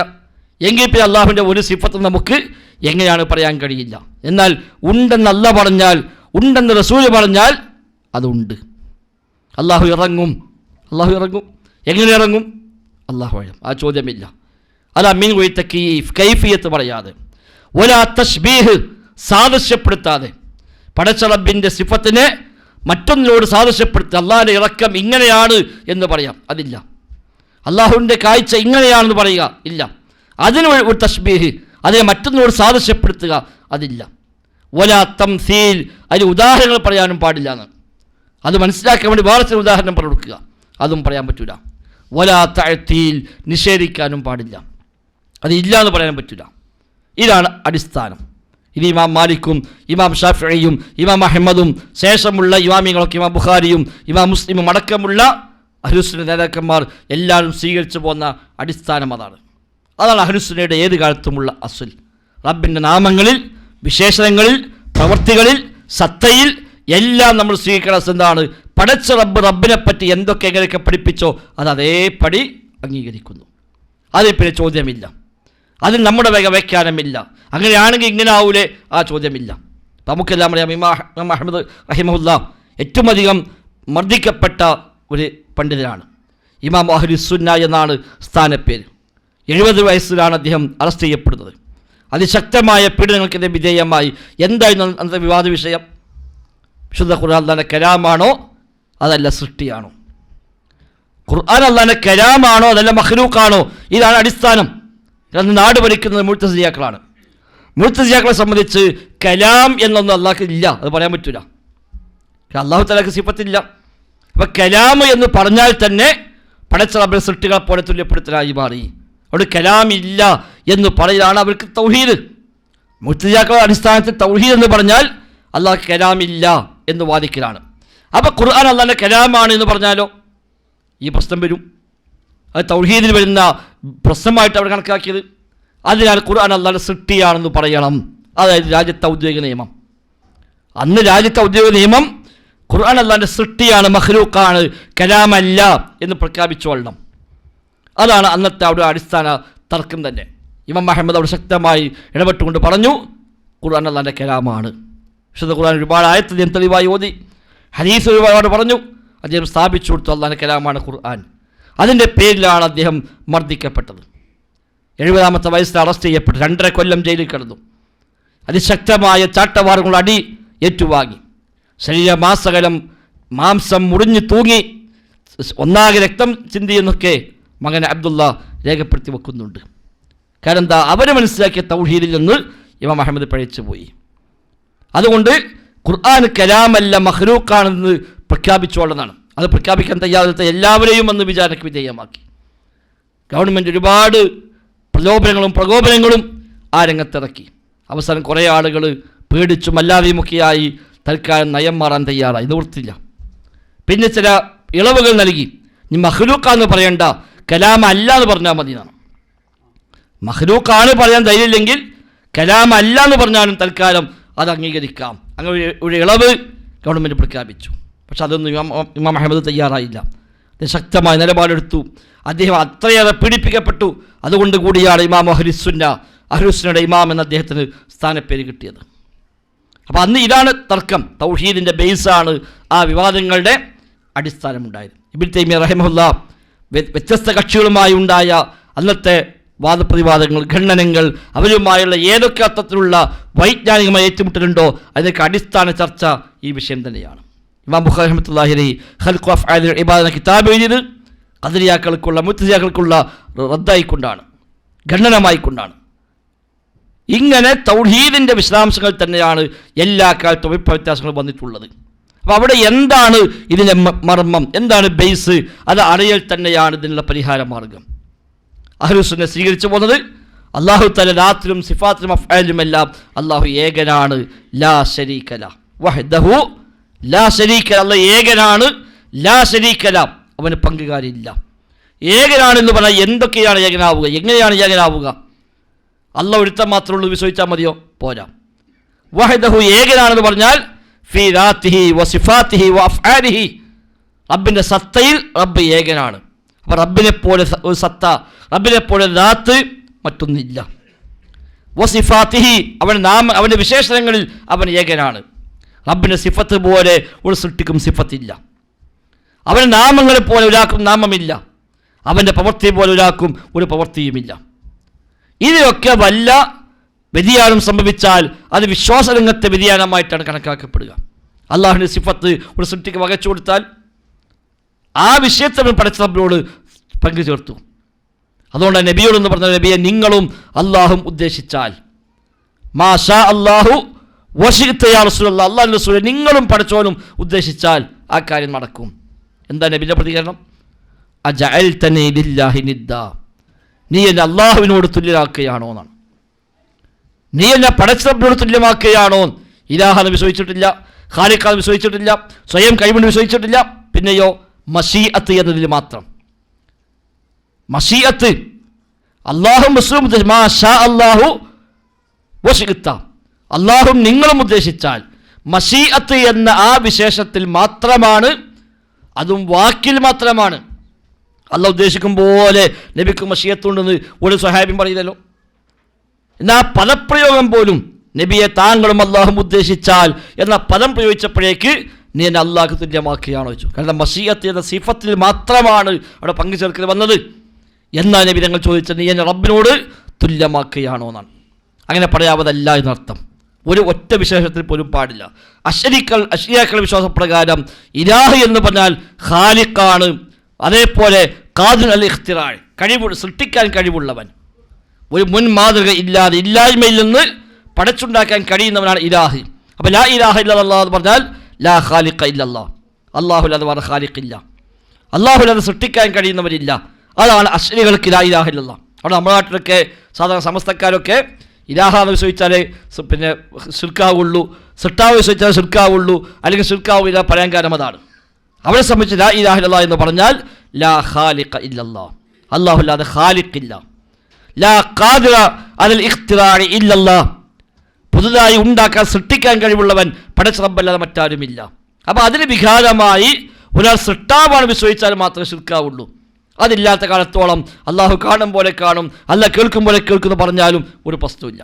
ഇപ്പോൾ CM മടവൂർ ഒരു വിഷയം വന്നപ്പോൾ നമ്മളെ നാട്ടിൽ സാധാരണ പല പുസ്തകമാൻ പറഞ്ഞല്ലോ, CM മടവൂർ മുദബ്ബിറുൽ ആലമാണ്, ലോകം നിയന്ത്രിക്കുന്നത്. നമുക്ക് വലിയ അത്ഭുതം, എന്താ പോലേക്ക് ഇതൊന്നും മനസ്സിലാവാത്തത്? ലോകം നിയന്ത്രിക്കുന്നത് പറയുക എത്ര വലിയ അപകടമാണെന്ന് നമ്മൾ ചോദിക്കും. എന്താ അവർക്ക് പ്രശ്നമായി തോന്നാത്തത്? അവരെ സംബന്ധിച്ച് മുദബ്ബിറുൽ ആലം എന്ന് വിശ്വസിച്ചാലും ഒരു പ്രശ്നവുമില്ല. കാരണം സൃഷ്ടിക്കാൻ കഴിവുണ്ട് വിശ്വസിക്കുന്നില്ല, ഖാലിഖാണ് വിശ്വസിക്കുന്നില്ല. ഇനിയിപ്പോൾ ഖാലിഖാനും വിശ്വസിക്കാം. എങ്ങനെ? പടച്ച റബ്ബ കഴിവ് കൊടുത്തു വിചാരിച്ചാൽ മതി. സൃഷ്ടിക്കാനുള്ള കഴിവ് അല്ല കൊടുത്തു എന്ന് വിശ്വസിച്ചാൽ അള്ളാഹിനെ പോലല്ല. കാരണം അള്ളാഹ്ക്കാരും കൊടുത്തതല്ല, അള്ളാഹു സ്വയമുള്ളതാണ്. CM മടവിന് അള്ളാഹു കൊടുത്തതാണ്. അപ്പോൾ അള്ളാഹിനെ പോലല്ല. അങ്ങനെ വിശ്വസിച്ച് കഴിഞ്ഞാൽ ഈ ലോകം മുഴുവനും CM മടവ് സൃഷ്ടിച്ചതാണ് പറഞ്ഞാൽ പോലും അവരെ അസ്ലു പ്രകാരം അത് ശിർക്കാവുകയില്ല. അത് പറയാൻ പറ്റില്ല, വേറെ അതുപോലെ പറയും, അത് പറയാൻ പറ്റില്ല, അത് അപകടമാണ്, ചില കുഫ്ർ എന്ന വാക്കുകളൊക്കെ പറയും. പക്ഷേ ശിർക്ക് വരികയില്ല.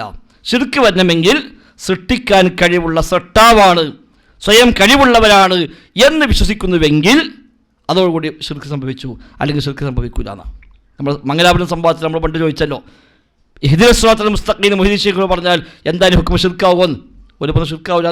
നമുക്ക് അത്ഭുതമാണ്, എങ്ങനെ അത് പറയാം. പക്ഷെ അവർക്ക് അതേ പറയാൻ പറ്റുള്ളൂ. അവരുടെ അടിസ്ഥാനപ്രകാരം അത് ശിർക്കാവുകയില്ല. കാരണം എന്താ? നേരായ മാർഗ്ഗത്തിൽ നയിക്കാനുള്ള കഴിവ് അല്ലാഹു തആല കൊടുത്തു വിശ്വസിച്ചാൽ മതി. അപ്പം മുദബ്ബിറുൽ ആലം, ലോകം മൊത്തം നിയന്ത്രിക്കും എന്ന് വിശ്വസിച്ചാലും കുഴപ്പമില്ല. അല്ല പേരോട് പുസ്തകമൊക്കെ പറഞ്ഞു, ഒരു വണ്ടി നിയന്ത്രിക്കുന്നു പറഞ്ഞില്ലേ, അതിന് നിങ്ങൾക്ക് പ്രശ്നം ഉണ്ടോന്ന്? ഡ്രൈവർ വണ്ടി നിയന്ത്രിക്കുന്ന പറഞ്ഞ പ്രശ്നമില്ലല്ലോ. അപ്പോൾ കുറച്ചുകൂടെ അപ്പുറത്തേക്ക് ഒരു പഞ്ചായത്ത് പ്രസിഡന്റ് പഞ്ചായത്ത് മൊത്തം നിയന്ത്രിക്കുന്നു, ഒരു ഭരണാധികാരി നാട് മൊത്തം നിയന്ത്രിക്കുന്നു എന്നതുപോലെ ലോകം മൊത്തം നിയന്ത്രിക്കുന്നു. അവിടെ ഇങ്ങനെ ശിർക്ക് വരിക എന്നാണ്. ഏറി വന്നാൽ CM മടവൂര് അങ്ങനെ അള്ളാഹു ലോകം മൊത്തം കൊടുത്തിട്ടില്ലെങ്കിൽ നമ്മൾ ആ ധാരണ തെറ്റായി പോയിന്നേ ഉള്ളൂ. മുദബ്ബിറുൽ ആലം എന്ന് നമ്മൾ പറഞ്ഞു, പക്ഷേ മൂപ്പരായ കോഴിക്കോട് ജില്ല മാത്രമേ നിയന്ത്രിക്കുള്ളൂ, അതിന് അല്ല കഴിവെടുത്തുള്ളൂ എന്നാണെങ്കിൽ ഈ ധാരണ തെറ്റായി പോയി എന്നല്ലാതെ ശിർക്ക് വരുന്നില്ല. ഇതാണ് അവരെ അസ്ലി. കാരണം ലാ ഇലാഹ ഇല്ലല്ലാഹ് എന്ന് പറഞ്ഞാൽ ലാ ഖാലിഖ ഇല്ലല്ലാഹ്, ലാ ഖാദിറ അൽ ഇഖ്തിറാഇ ഇല്ലല്ലാഹ്, ഇല്ലായ്മയിൽ നിന്ന് സൃഷ്ടിച്ചുണ്ടാക്കി കൊണ്ടുവരാൻ കഴിയുന്ന സൃഷ്ടാവ് അല്ലാഹുവല്ലാതെ മറ്റാരുമില്ല. അപ്പോൾ ഇബാദത്ത് കൊടുത്തുകൊണ്ട് മാത്രം ശിർക്കാവൂല. അല്ലാഹുവില്ലാത്ത ഒരാൾക്ക് സുജൂദ് ചെയ്തു ശിർക്കാവൂല. ഓരോ വാദപ്രകാരം അത് സുജൂദ് ആവൂല എന്നാണ്. അത് സുജൂദ് ആവുകയില്ല. അത് സുജൂദ് ആകണമെങ്കിൽ ആർക്ക് മുമ്പിലാണോ സമർപ്പിക്കുന്നത് അവർക്ക് സ്വയം കഴിവുണ്ട് വിശ്വസിക്കണം. അല്ലാതെ സുജൂദ് ചെയ്താൽ സുജൂദല്ല. ഏതുപോലെ ഒന്നുമില്ലാതെ ഒറ്റ നിസ്കരിച്ചു, അത് നിസ്കാരാവോ? ഒന്നും ഉണ്ടാക്കിയിട്ടില്ല, ഒന്ന് നിസ്കരിക്കുന്നുണ്ട്, നമ്മൾ പറയാം നിസ്കാരം സ്വഹിയല്ലാതെ. എന്താ കാരണം? ഒന്നുമില്ലെങ്കിൽ അത് നിസ്കാരമായി കൂട്ടൂല. എന്നതുപോലെ ഒരു പടപ്പിന് മുമ്പിൽ സുജൂദ് ചെയ്താലും അത് സുജൂദല്ല. സുജൂദ് ആകണമെങ്കിൽ ആ പടപ്പ് ഖാലിഖാണ് വിശ്വസിക്കണം. അല്ലാത്ത കാലത്തോളം സുജൂദല്ല. തേടിയാൽ ദുആ അല്ല, അത് പ്രാർത്ഥനയല്ല, അത് കേവലം ഇസ്തിഗാസയാണ്. അത് ഉസ്താദ് ഞങ്ങൾ ദ്വാരിക്കലില്ല, ഇസ്തിഗാസയോട് പറയും. അപ്പോൾ നമ്മൾ സ്ഥാപിച്ചു കൊടുക്കുന്നതാണ് ഇത് തന്നെയാണ് ദുആ എന്ന്. ഒരു അല്ല, ഞങ്ങൾ ദുആ ചെയ്യുന്നില്ല, ഇസ്തിഗാസയേ ഉള്ളൂ. ആ ഇസ്തിഗാസ എന്തുമാവാം. നരകത്തിന് രക്ഷപ്പെടുത്തണേ തേടാം, സ്വർഗം നൽകണേ തേടാം, ഈമാനെ മരിപ്പിക്കണേ തേടാം, ഒരു കുഴപ്പമില്ല. അതൊന്നും ദുആ അല്ല. ദുആ ആകണമെങ്കിൽ ഈ തേടപ്പെടുന്ന ശക്തി സ്വയം കഴിവുള്ള ഇലാഹാണ്, ഖാലിഖാണ് എന്ന് വിശ്വസിക്കുമ്പോഴേ അത് ദുആ എന്ന് പറയുള്ളൂ. ഇതാണ് സമസ്തക്കാർ നമ്മളുള്ള അടിസ്ഥാന അഭിപ്രായ വ്യത്യാസം. അവിടെയാണ് നമ്മൾ തൗഹീദ് പ്രബോധന മേഖലയിൽ ഇവർ ചെയ്യുന്ന പണി ദുആ തന്നെയാണ് എന്ന് പഠിപ്പിച്ചു കൊടുക്കാൻ പിന്നെ ശ്രമിച്ചത്. പടച്ച റബ്ബിനോട് ദുആ ചെയ്യാൻ പാടുള്ളൂ അവരും പറയും. ദുആ അല്ലാണ്ട് മാത്രം അവർക്ക് തർക്കമൊന്നുമില്ല. പക്ഷെ അവർ ചെയ്യുന്നൊന്നും ദുആ അല്ല. നമ്മൾ പറയല്ല ദുആ ആണ്. അപ്പോൾ തർക്കത്തിൻ്റെ മർമ്മം എന്തായി? ഇത് ദുആ ആണോ ദുആ അല്ലേന്നായി. ദുആ ആണെങ്കിൽ ചെയ്യാൻ പാടില്ല, അവിടെ സമ്മതിക്കും. പക്ഷെ ദുആ അല്ല എന്നൊരു വാദം. മൊയ്‌ലി ശൈഖിനോട് എന്ത് തേടിയാലും അത് പ്രാർത്ഥനയല്ല. അത് നിങ്ങൾ വെറുതെ പേരിട്ടാണ് പ്രാർത്ഥന എന്ന്. അത് പ്രാർത്ഥന അല്ലാതെ ഒരു പറയാം. അത് ദുആ അല്ല, അത് സഹായാർത്ഥനയാണ്, ഇസ്തിഗാസയാണ്. കൊടുത്ത കഴിവിന് ചോദിക്കുക. അതാ ഒരു കൊടുത്ത കഴിവ് എപ്പോഴും ഇങ്ങനെ ഹൈലൈറ്റ് ചെയ്യുന്നത്. കൊടുത്ത കഴിവിന് ചോദിക്കുകയാണ്. നീ ചോദിക്കപ്പെടുന്ന കാര്യമല്ല, കൊടുത്തിട്ടില്ലെങ്കിലോ കിട്ടുക എന്നേ ഉള്ളൂ, വളരെ കുഴപ്പമില്ല, ഉത്തരം കിട്ടുക എന്നേ ഉള്ളൂ. ഒരാൾക്ക് പോയി ഒരു 100 കോടി കടം ചോദിച്ചു. ഓമടാ എൻ്റെ 100 കോടി പോയിട്ട് 100 ഉറുപ്പില്ല, ശിർക്കാവോ? ശിർക്കാവില്ലല്ലോ. വെറുതെ പോയത് വെറുതായി, ആ സമയം വേസ്റ്റായി എന്നല്ലാതെ ശിർക്കാവില്ല. കാരണം എന്താണ്? ഓനാ കഴിവില്ല എന്നുള്ളൂ. എന്നതുപോലെ മൊഹീദ്ദീൻ ശൈഖിനോട് ഈമാനെ മരിപ്പിക്കണമെന്ന് പറഞ്ഞു. ഈമാനെ മരിപ്പിക്കാനുള്ള കഴിവ് അല്ല കൊടുത്തിട്ടില്ലെങ്കിൽ അദ്ദേഹത്തോട് ചോദിച്ചത് അബദ്ധമായി പോയി, അത് വെറുതെയായിപ്പോയി എന്നല്ലാതെ ശിർക്ക് വരികയില്ല. ഇതാണ് സമസ്തൻ്റെ അസ്സല്. അതുകൊണ്ട് എപ്പോഴും അവർ കൊടുത്ത കഴിവിന് ചോദിക്കാമെന്ന് ഇങ്ങനെ എപ്പോഴും ഹൈലൈറ്റ് ചെയ്യണത്. ഞങ്ങൾ കൊടുത്ത കഴിവെന്നാണ് ചോദിക്കുന്നത്. ഞങ്ങൾ കൊടുത്ത കഴിവെന്നാണെങ്കിൽ പിന്നെ ദുആ ആവൂല.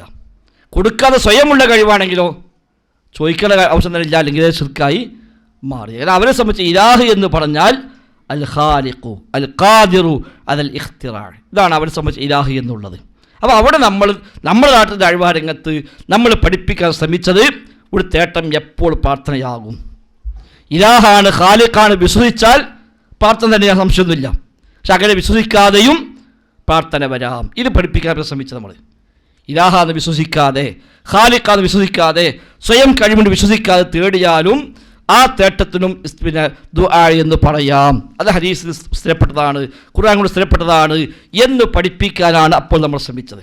അവിടെയാണ് ഈ പറഞ്ഞ ഹദീസൊക്കെ മാഷാ അല്ലാഹ് വശിഅ റസൂലുള്ളാഹ്, അല്ലാഹു റസൂലേ നിങ്ങളും അല്ലാഹും ഉദ്ദേശിച്ചാൽ എന്ന് പറയുമ്പോൾ നീ എന്നെ അല്ലാഹ്ക്ക് തുല്യമാക്കുകയാണോ? അവിടെ നബി ഇലാഹാന്ന് പറഞ്ഞിട്ടില്ല, നബി ഖാലിഖാന്ന് പറഞ്ഞിട്ടില്ല, നബിയാണെന്ന് പറഞ്ഞത്. മാഷാ അല്ലാഹ് വശിഅ യാ റസൂലല്ലാഹ് എന്നാണ്. അല്ലാഹുവിൻ്റെ റസൂലേ നിങ്ങൾ ഉദ്ദേശിച്ചാൽ. അപ്പോൾ അല്ലാഹെന്നല്ല, ഇലാഹാന്നല്ല, റസൂല വിശ്വസിച്ചുകൊണ്ടാണ് പറയണത് എന്ന് നബി പറഞ്ഞു, ഞാൻ അല്ലാഹ്ക്ക് തുല്യമാക്കുകയാണോ? അപ്പോൾ ഖാലിഖാ വിശ്വസിക്കാതെയും ശിർക്ക് വരും എന്ന ഹദീസിന് കിട്ടി. നേരത്തെ പറഞ്ഞ ദാത്വൻവാത്തിൻ്റെ വിഷയം, നബിയെ ഞങ്ങൾക്കൊരു മരം നിങ്ങൾ നിശ്ചയിച്ചു തരണം എന്നാണ്. അപ്പം നബി നിശ്ചയിച്ചു കൊടുത്താൽ ഖാലിഖാവോ? ഒരു മരം നബി നിശ്ചയിച്ചു കൊടുത്തു, നബി നിശ്ചയിച്ചു കൊടുത്താൽ ആ മരം ഇലാഹാവോ? ഇല്ലല്ലോ. അപ്പോൾ ഇലാഹാവാതെ ഖാലിഖാവാതെ തന്നെ ശിർക്ക് വരും. വാൾ തൂക്കാൻ, ബർക്കത്തെടുക്കാൻ ഒരു മരം വേണമെന്ന് പറയുമ്പോൾ ഇലാഹിനെ വേണമെന്ന് ചോദിക്കും പോലെയാകുന്നു എന്നാണ് പറഞ്ഞത്. അത് കൊട്ടപ്പുറം സംഭവത്തിൽ എ പി അബ്ദുൽ ഖാദർ മൗലവി ഈ സംഭവം പറഞ്ഞത്. അതിന് ഉത്തരമില്ല. അപ്പോഴെ കാന്തപുരം മുസ്ലിം മൗലവി മരുത്തമ്മ കയറി എന്ന് പറഞ്ഞിട്ട് പരിഹസിച്ചുകൂടെ ചെയ്ത്. ഉത്തരം പറയാനില്ല. ഇനി വേറെ അവിടെ ശിർക്കാണ് എന്ന് പഠിപ്പിച്ചു, ഇലാഹാണെന്ന് ഇലാഹിനെ ചോദിക്കുമ്പോഴാണെന്ന് പഠിപ്പിച്ചു. സമാനമായ ഒരുപാട് ഹദീസുകൾ. ഇന്ന റുഖ വത്തമാഇമ വത്തിബലത ശിർക്കുൻ, മന്ത്രങ്ങൾ, ഏലസുകൾ, അതേപോലെയുള്ള രക്ഷക്കായി കിട്ടുന്ന കാര്യങ്ങൾ, ഇതൊക്കെ ശിർക്കാകുന്നു. അപ്പോൾ ഏലസ് ഇലാഹ എന്നാലും വിശ്വസിക്കും എന്ന് നബി ഞങ്ങൾ അവിടെ പറഞ്ഞത് ശിർക്ക് എന്നാണ്. മൻ ഹലഫ ബിഗൈരില്ലാഹ് ഫഖദ് അശ്റക, അല്ലാഹു അല്ലാത്ത പേര് വല്ലവൻ ശിർക്ക് സത്യം ചെയ്താൽ അവൻ ശിർക്ക് ചെയ്തിരിക്കുന്നു. ആ സത്യം ചെയ്യപ്പെടുന്ന വ്യക്തി, ആ ശക്തി സ്വയം കഴിവുള്ള ഇലാഹാണെന്ന് വിശ്വസിക്കണമെന്ന് അവിടെ പറഞ്ഞിട്ടില്ല. സത്യം ചെയ്താൽ തന്നെ ശിർക്കാണെന്ന് പറഞ്ഞു. സമാനമായ ധാരാളം ഹദീസുകൾ സ്ഥിരപ്പെട്ട് വന്നു. ഇവയെല്ലാം വെച്ചുകൊണ്ട് നമ്മൾ നമ്മുടെ നാട്ടിലെ അഴിവാരംഗത്ത് പഠിപ്പിക്കാൻ ശ്രമിച്ചത് ഇലാഹെന്ന് വിശ്വസിക്കാതെയും ശിർക്ക് വരാം. ഇലാഹെന്ന് വിശ്വസിച്ച ശിർക്ക് തന്നെയാണ്, അത് വിശ്വസിക്കാതെയും ശിർക്ക് വരാം. അപ്പം എങ്ങനെ ശിർക്ക് വരിക? ഇലാഹിന് മാത്രം നൽകേണ്ട വല്ലതും ഇലാഹില്ലാത്ത നൽകിയാൽ അത് ശിർക്കാണ്. അപ്പോൾ ഇബാദത്തുകൾ ഒരു വ്യക്തിക്കോ ഒരു സൃഷ്ടിക്കോ ഒരു നബിക്കോ ഒരു വലിയനോ ഒരു ഖബറിനോ ഒരു മരത്തിനോ എവിടെ പോയി സമർപ്പിച്ചാലും ഇബാദത്ത് സമർപ്പിക്കലായി മാറി, അതോട് ശിർക്കായി മാറി. ഇതാണ് പഠിപ്പിക്കാൻ ശ്രമിച്ചത്. അപ്പോൾ ഈ തേട്ടങ്ങൾ ഇസ്തിഗാസ ഓമനപ്പെട്ടാലും ശരി, അത് പ്രാർത്ഥനയാണ്. അപ്പോൾ പിന്നെ ഏത് തേട്ടമാണ് പറ്റുക, ഏത് തേട്ടമാണ് പറ്റാതിരിക്കുക? അപ്പോൾ അതായി ചർച്ച. പിന്നെ സാധാരണ ഉസ്താദന്മാർ ചോദിക്കും, അപ്പോൾ നിങ്ങൾ ഡോക്ടറെ അടുത്ത് പോയിട്ട് മരുന്ന് ചോദിക്കുന്നില്ലേ, ഭാര്യയോട് പോയി കഞ്ഞി ചോദിക്കുന്നില്ലേ, പലരോടും സഹായം ആവശ്യപ്പെടുന്നില്ലേ?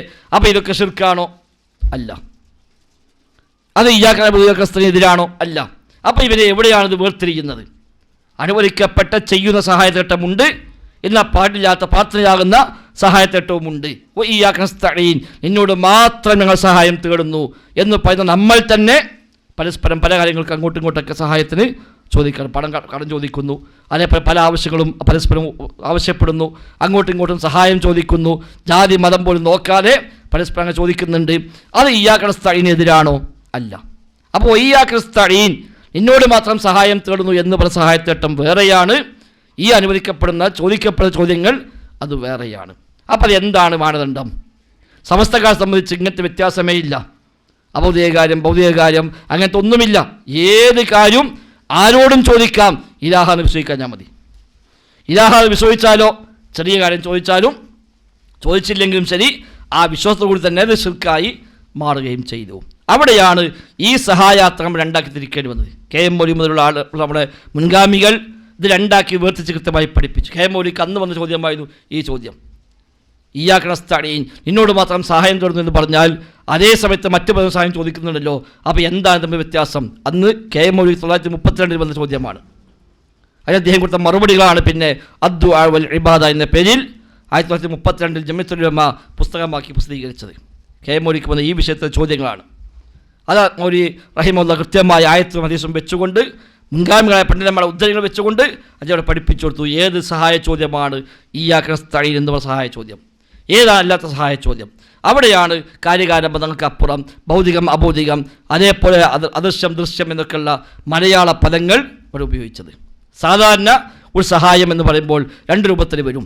ഒന്ന് പടച്ച റബ്ബ് അസ്ബാബുകൾ മുഖേന നടപ്പാക്കുന്നത്, വ്യവസ്ഥകളുമായി ബന്ധിപ്പിച്ചുകൊണ്ട് നടപ്പാക്കുന്ന കാര്യങ്ങൾ, അത് അള്ളാഹു നിശ്ചയിച്ച വ്യവസ്ഥകൾ ഉപയോഗപ്പെടുത്താം.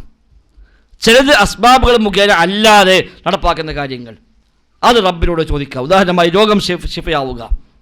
രോഗം ശിഫയാകുന്ന രണ്ട് മാർഗമുണ്ട്. ഒന്ന് അത് നിശ്ചയിക്കപ്പെട്ട വ്യവസ്ഥകൾ, അതാണ് മരുന്ന് കഴിക്കുക, ചികിത്സിക്കുക, അത് അള്ളാഹു വെച്ച വ്യവസ്ഥയാണ്. എന്നാൽ രോഗം ശിഫയാവുക എന്നുള്ളതോ ഇതിനെല്ലാം അപ്പുറത്ത് പടച്ച റബ്ബ് ചെയ്യുന്ന കാര്യമാണ്. അപ്പോൾ ശിഫയാക്കാൻ അള്ളാഹ്ക്കേ കഴിയുള്ളൂ, മരുന്ന് ശിഫയാക്കാൻ കഴിയില്ല. മരുന്ന് ശിഫയാവാനുള്ള ഒരു നിമിത്തം മാത്രമാണ്. അല്ലെങ്കിൽ മരുന്ന് കഴിച്ച എല്ലാവർക്കും ശിഫ കിട്ടണം, മരുന്ന് കഴിക്കാത്ത ഒരാൾക്കും ശിഫ കിട്ടാനും പാടില്ല. അത് രണ്ടുമില്ല. മരുന്ന് കഴിക്കാതെയും ചില രോഗങ്ങൾ സുഖമാകുന്നുണ്ട്, എത്ര മരുന്ന് കഴിച്ചാലും ചില രോഗങ്ങൾ സുഖമാകുന്നുമില്ല. ഒരേ അസുഖം, ഒരേ ചികിത്സ, ഒരേ ഡോക്ടർ രണ്ടാക്കി മരുന്ന് കൊടുത്ത് ഒരാളിത് മാറി മറ്റൊന്നും മാറിയില്ല, ഉണ്ടാവുമല്ലോ.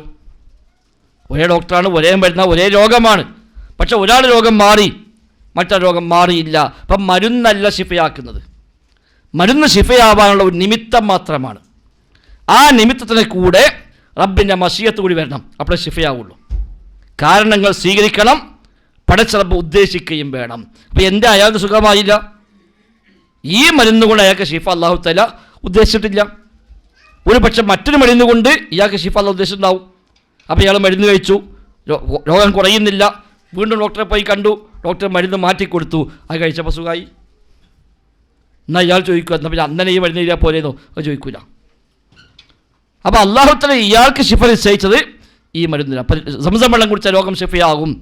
അവിടുത്തെ ചോദിച്ചു, അങ്ങനെയാണെങ്കിൽ പിന്നെ എന്തിനാ മക്കത്ത് ഹോസ്പിറ്റലിൽ നിന്ന്? ആ ചോദ്യം അന്യായമാണ്. കാരണം എന്താണ്? സംസം ഷിഫയാണ്, അതിനർത്ഥം സംസം കുടിച്ചാൽ എല്ലാവർക്കും എല്ലാ അസുഖവും മാറുന്നല്ല. ചില ആൾക്ക് മാറൂല, ചില ആൾക്ക് മാറും. അല്ലാതെ മശിയത്തുണ്ടാകണം. മരുന്ന് ഒരു സബബായതുപോലെ സംസം മറ്റൊരു സബബാണ്, ദുആ മറ്റൊരു സബബാണ്. ദുആ ചെയ്ത രോഗം മാറും, വീട്ടിൽ ദുആ ചെയ്ത രോഗം മാറിയില്ല, അതുകൊണ്ട് ദുആ ചെയ്യുന്നത് കാര്യമില്ല എന്ന് ഉത്തം പറയോ? ഇല്ല, അത് മറ്റൊരു നിമിത്തമാണ്. ഇതൊന്നുമില്ലാതെ രോഗം ശിഫയാകും. ഓൻ സംസം കുടിച്ചിട്ടില്ല, മരുന്ന് കഴിച്ചിട്ടില്ല, ദുആ ചെയ്തിട്ടില്ല, എന്നാലും ഒരു പക്ഷേ രോഗം മാറുകയും ചെയ്തേക്കാം.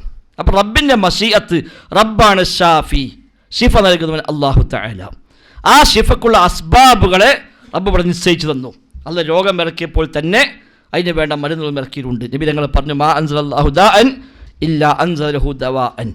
റബ്ബ് ഏത് രോഗം ഇറക്കിയാലും അതിന് കൂടെ അതിനുള്ള മരുന്നും ഇറക്കിയിട്ടുണ്ട്. അറിയുന്നവർക്ക് അറിയും, അറിയാത്തവർക്ക് അറിയാതെ പോകും. അവിടെ ഫതദാവൂ, നിങ്ങൾ ചികിത്സിക്കുവീൻ. ഫൈദാ ഉസീബ ബരിഅ ബിഇദ്നില്ലാഹ്. ശരിയായ ചികിത്സ കിട്ടിക്കഴിഞ്ഞാൽ റബ്ബിൻ്റെ ഇതിനു പ്രകാരം സുഖപ്പെടും. ചികിത്സ കിട്ടിയാൽ മാത്രം പോരാ, അല്ലാണ്ട് ഇതിന് വേണം. എത്ര ചികിത്സിച്ചാലും മാറുന്നില്ല, കാരണം പഠിച്ചോൻ തീരുമാനിച്ചിട്ടില്ല ഇവിടെ ഷിഫയാവാൻ. ആ രോഗം നൽകിയതിൽ അല്ലാഹു തആലയ്ക്ക് വേറെ ഉദ്ദേശം ഉണ്ടാവും. ഇവ രോഗം നൽകിയതിൽ പക്ഷേ ഇവിടെ സ്വർഗ്ഗത്ത് കൊണ്ടാകാൻ വേണ്ടിയിരിക്കും. അവന് അമല് കുറവാണ്, അപ്പോൾ കുറച്ച് പ്രതിഫലം കൊടുക്കണം, അതിൽ അല്ലാഹു തആല രോഗം നൽകും. റബ്ബ് തീരുമാനിക്കും, അവന് എൻ്റെ അടിയുമ്പോൾ ഒരു 10 കൊല്ലം കിടക്കട്ടെ രോഗിയായിട്ട്. ആ 10 കൊല്ലം രോഗിയായതുള്ള പ്രതിഫലം കൊടുക്കും. ആ പ്രതിഫലം കൂട്ടിവെക്കുമ്പോൾ സ്വർഗാവകാശിയായി മാറും. അപ്പോൾ ആ 10 കൊല്ലമായി എത്ര മരുന്ന് കുടിച്ചാലും മാറൂല. ഇത് സബബല്ലാത്തതുകൊണ്ടല്ല, അവൻ്റെ കാര്യത്തിൽ അല്ലാഹു തആല ഇപ്പോൾ ശിഫാ ഉദ്ദേശിച്ചിട്ടില്ല. അതുകൊണ്ട് റബ്ബിൻ്റെ മശീഅത്താണ് പ്രധാനം. അത് റബ്ബിനോട് ചോദിക്കാവൂ. അവിടെ രോഗം ശിഫയാക്കുന്ന അല്ലാഹ്, ശിഫ തേടേണ്ടത് അല്ലാഹിനോട്. എന്നാൽ ഡോക്ടറത്തെ പോയിട്ട് എന്തിനാണ്? ഇതിന് വേണ്ട അസ്ബാബുകളെ, നിമിത്തങ്ങളെ മനസ്സിലാക്കി ഇന്ന രോഗത്ത് ഇന്ന മരുന്ന് എന്ന് കണക്കാക്കി അത് നിശ്ചയിച്ച് തരാൻ വേണ്ടി മാത്രം പോണത്. അവിടെ ജാതി മതമൊന്നും നോക്കേണ്ട ആവശ്യമില്ല. ഈ വിഷയത്തിൽ മാഹിറായ, അതിൽ കഴിവുള്ള, നമുക്ക് വിശ്വാസമുള്ള ഏത് ഡോക്ടറെയും പോയി സമീപിക്കാം. ഇസ്ലാമിനെതിരില്ലാത്ത ചികിത്സ നിർദ്ദേശിച്ചാൽ സ്വീകരിക്കാം. ഇസ്ലാമിന് അന്യമായ ചികിത്സ പറഞ്ഞാൽ അയാൾ കുറച്ച് കള്ളുടിച്ചാൽ മതി, നിങ്ങളുടെ സോക്കേട് മാറും. അത് വേണ്ട, നമ്മൾ കുടിക്കില്ല. അതിന് മാറിയാലും കുടിക്കില്ല. അയാൾ ഇവിടെ 100 കുടിച്ചു നോക്കി മാറിയിട്ടുണ്ട്, ആയിക്കോട്ടെ, കുഴപ്പമില്ല, എനിക്ക് മാറണ്ട. അത് റബ്ബിന് നിശ്ചയിച്ച സബബായിരിക്കാം, പക്ഷെ അനുവദിച്ച സബബല്ല. ഒരു കാര്യം സബബായി നിശ്ചയിച്ചുകൊണ്ട് മാത്രം ഉപയോഗിക്കാമെന്നില്ല. അത് അല്ലാഹ് അനുവാദം തരണം. ഇപ്പം മോഷ്ടിച്ചാൽ പൈസ ഉണ്ടാവും, അല്ലാഹ് നിശ്ചയിച്ച സബബാണ്.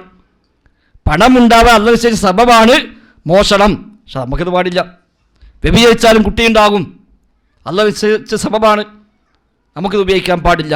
അപ്പം സബബാക്കി വെച്ചാൽ മാത്രം പോരാ, റബ്ബത് അനുവദിക്കുകയും വേണം. അപ്പം റബ്ബ് വിലക്കിയ സബബാണെങ്കിൽ സബബ് തന്നെയാണ്, പക്ഷേ സ്വീകരിക്കാൻ പറ്റില്ല. അപ്പോൾ സിഹ്ർ ചെയ്താൽ അതുകൊണ്ട് ഷിർ ഉണ്ടാക്കാൻ കഴിയും, അത് അല്ലാഹ് നിശ്ചയിച്ച സബബാണ്.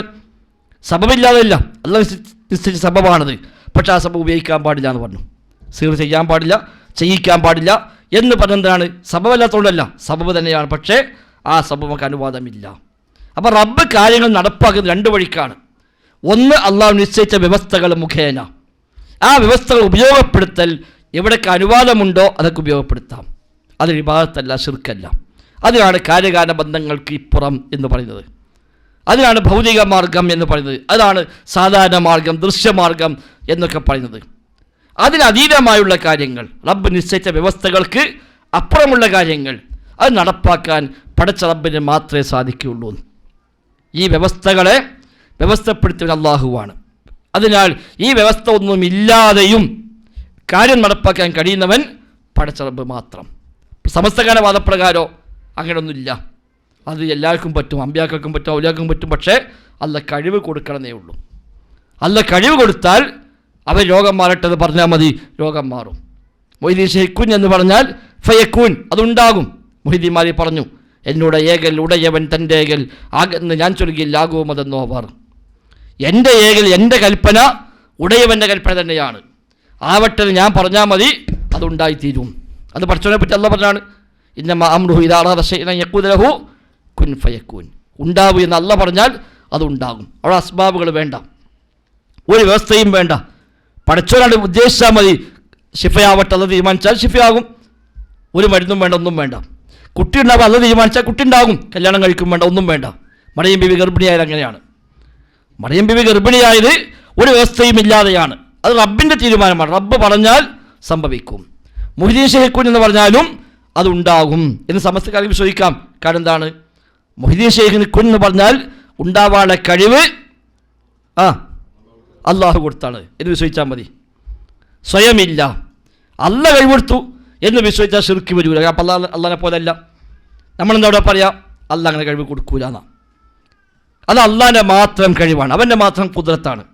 അത് അള്ളാഹു തആല ഒരാൾ കൊടുത്തു എന്ന് പറഞ്ഞാൽ അതിനർത്ഥം അള്ളാഹു സ്വയം ഒരു പങ്കുകാരനെ സ്വീകരിച്ചു എന്നാണ്. കുദ്റത്ത് എന്ന സിഫത്തിൽ അള്ളൊരു പങ്കുകാരനെ സ്വീകരിച്ചു. എന്നിട്ട് അള്ളാഹ് നബിയെ പറഞ്ഞേക്കുക അതാൾക്ക് പങ്കുകാരില്ല പഠിപ്പിക്കാൻ വേണ്ടി. അള്ളാഹ് സ്വയം പങ്കുകാരനെ സ്വീകരിക്കുകയും ചെയ്യുക, അതുണ്ടാവില്ല. അള്ളാഹ്ക്ക് ഖാസായ സിഫത്തുകൾ, അവൻ്റെ കേൾവി, അവൻ്റെ കാഴ്ച, അവൻ്റെ അറിവ്, അവൻ്റെ കഴിവ് അടക്കമുള്ള ഒരു സംഗതിക്കും അള്ളാഹുവിൻ്റെ പങ്കുകാരനെ സ്വീകരിക്കൂല. അതിലാക്കും അള്ളാഹ് കൊടുക്കുകയുമില്ല. അതുകൊണ്ട് വ്യവസ്ഥകൾക്കപ്പുറമുള്ള കാര്യങ്ങൾ ഇവിടെ ഒരു പടപ്പിനും ചെയ്യാൻ കഴിയുകയില്ല. പിന്നെ അതിനപ്പുറമുള്ള കാര്യമാണ് മുഅ്ജിസത്ത് കറാമത്ത്, വ്യവസ്ഥകൾക്ക് അതീതമായ കാര്യം. ഇപ്പം മൂസാ നബി ഇസ്ലാം വടി താഴെയിട്ടു, പാമ്പായി മാറി. അങ്ങനെ ഒരു സിസ്റ്റം ലോകത്തുണ്ടോ? ഒരു വടി എടുത്ത് കിട്ടാൽ ആ വടി പാമ്പായി മാറുക, ഒരു പാമ്പിനെ പിടിച്ചാൽ അത് വടിയായി മാറുക, അങ്ങനെ വ്യവസ്ഥ ലോകത്തുണ്ടോ? ഇല്ല, അങ്ങനെ വ്യവസ്ഥ ഇല്ല. ഒരു 2 പാമ്പുകൾ ഇണ ചേർന്നിട്ട് പുതിയ പാമ്പുണ്ടാവുക എന്നല്ലാതെ വടി എടുത്ത് കിട്ടാൻ പാമ്പ് ഉണ്ടാകുക എന്നുള്ള ഒരു സിസ്റ്റം ഇവിടെ ഇല്ല. അത് മുഅ്ജിസത്താണ്, വ്യവസ്ഥകൾക്ക് അപ്പുറമാണ്. അത് മൂസാ നബിയുടെ കഴിവല്ല, അത് പഠിച്ചോ നടപ്പാക്കിയ കാര്യമാണ്. സമസ്തക്കാരെ പറയാൻ അള്ളാഹ് കൊടുത്ത കഴിവാണ്. അപ്പം മൂസാ നബിക്ക് ആ കഴിവുണ്ട്. അതേ ഉദ്ദേശിക്കുമ്പോഴൊക്കെ വേണമെങ്കിൽ പാമ്പാക്കി മാറ്റാം. എന്നാൽ ഖുർആൻ പഠിപ്പിച്ച അങ്ങനെയല്ല. കാരണം ആ വടി പാമ്പായി മാറിയപ്പോൾ മൂസാ നബി ഇസ്ലാം പേടിച്ചു വന്നത്. സ്വന്തം കഴിവാണെങ്കിൽ പേടിക്കുന്നല്ലോ. പേടിച്ചു മാത്രമല്ല, അദ്ദേഹം പിന്തിരിഞ്ഞ് ഓടി. അള്ളാഹ് വിളിച്ചു, പേടിക്കണ്ട അള്ളാഹ് വിളിക്കരുത്, ഇനി അവിടെ നിൽക്കുക, അത് പിടിച്ചോ എന്ന് അള്ളാഹ് പറയുക ചെയ്യുന്നത്. അപ്പോൾ അത് മൂസാ നബിയുടെ കഴിവല്ല, എന്നാൽ വ്യവസ്ഥകൾക്ക് അപ്പുറമാണ്. അത് പടച്ച റബ്ബ് നടപ്പാക്കിയ കാര്യമാണ്.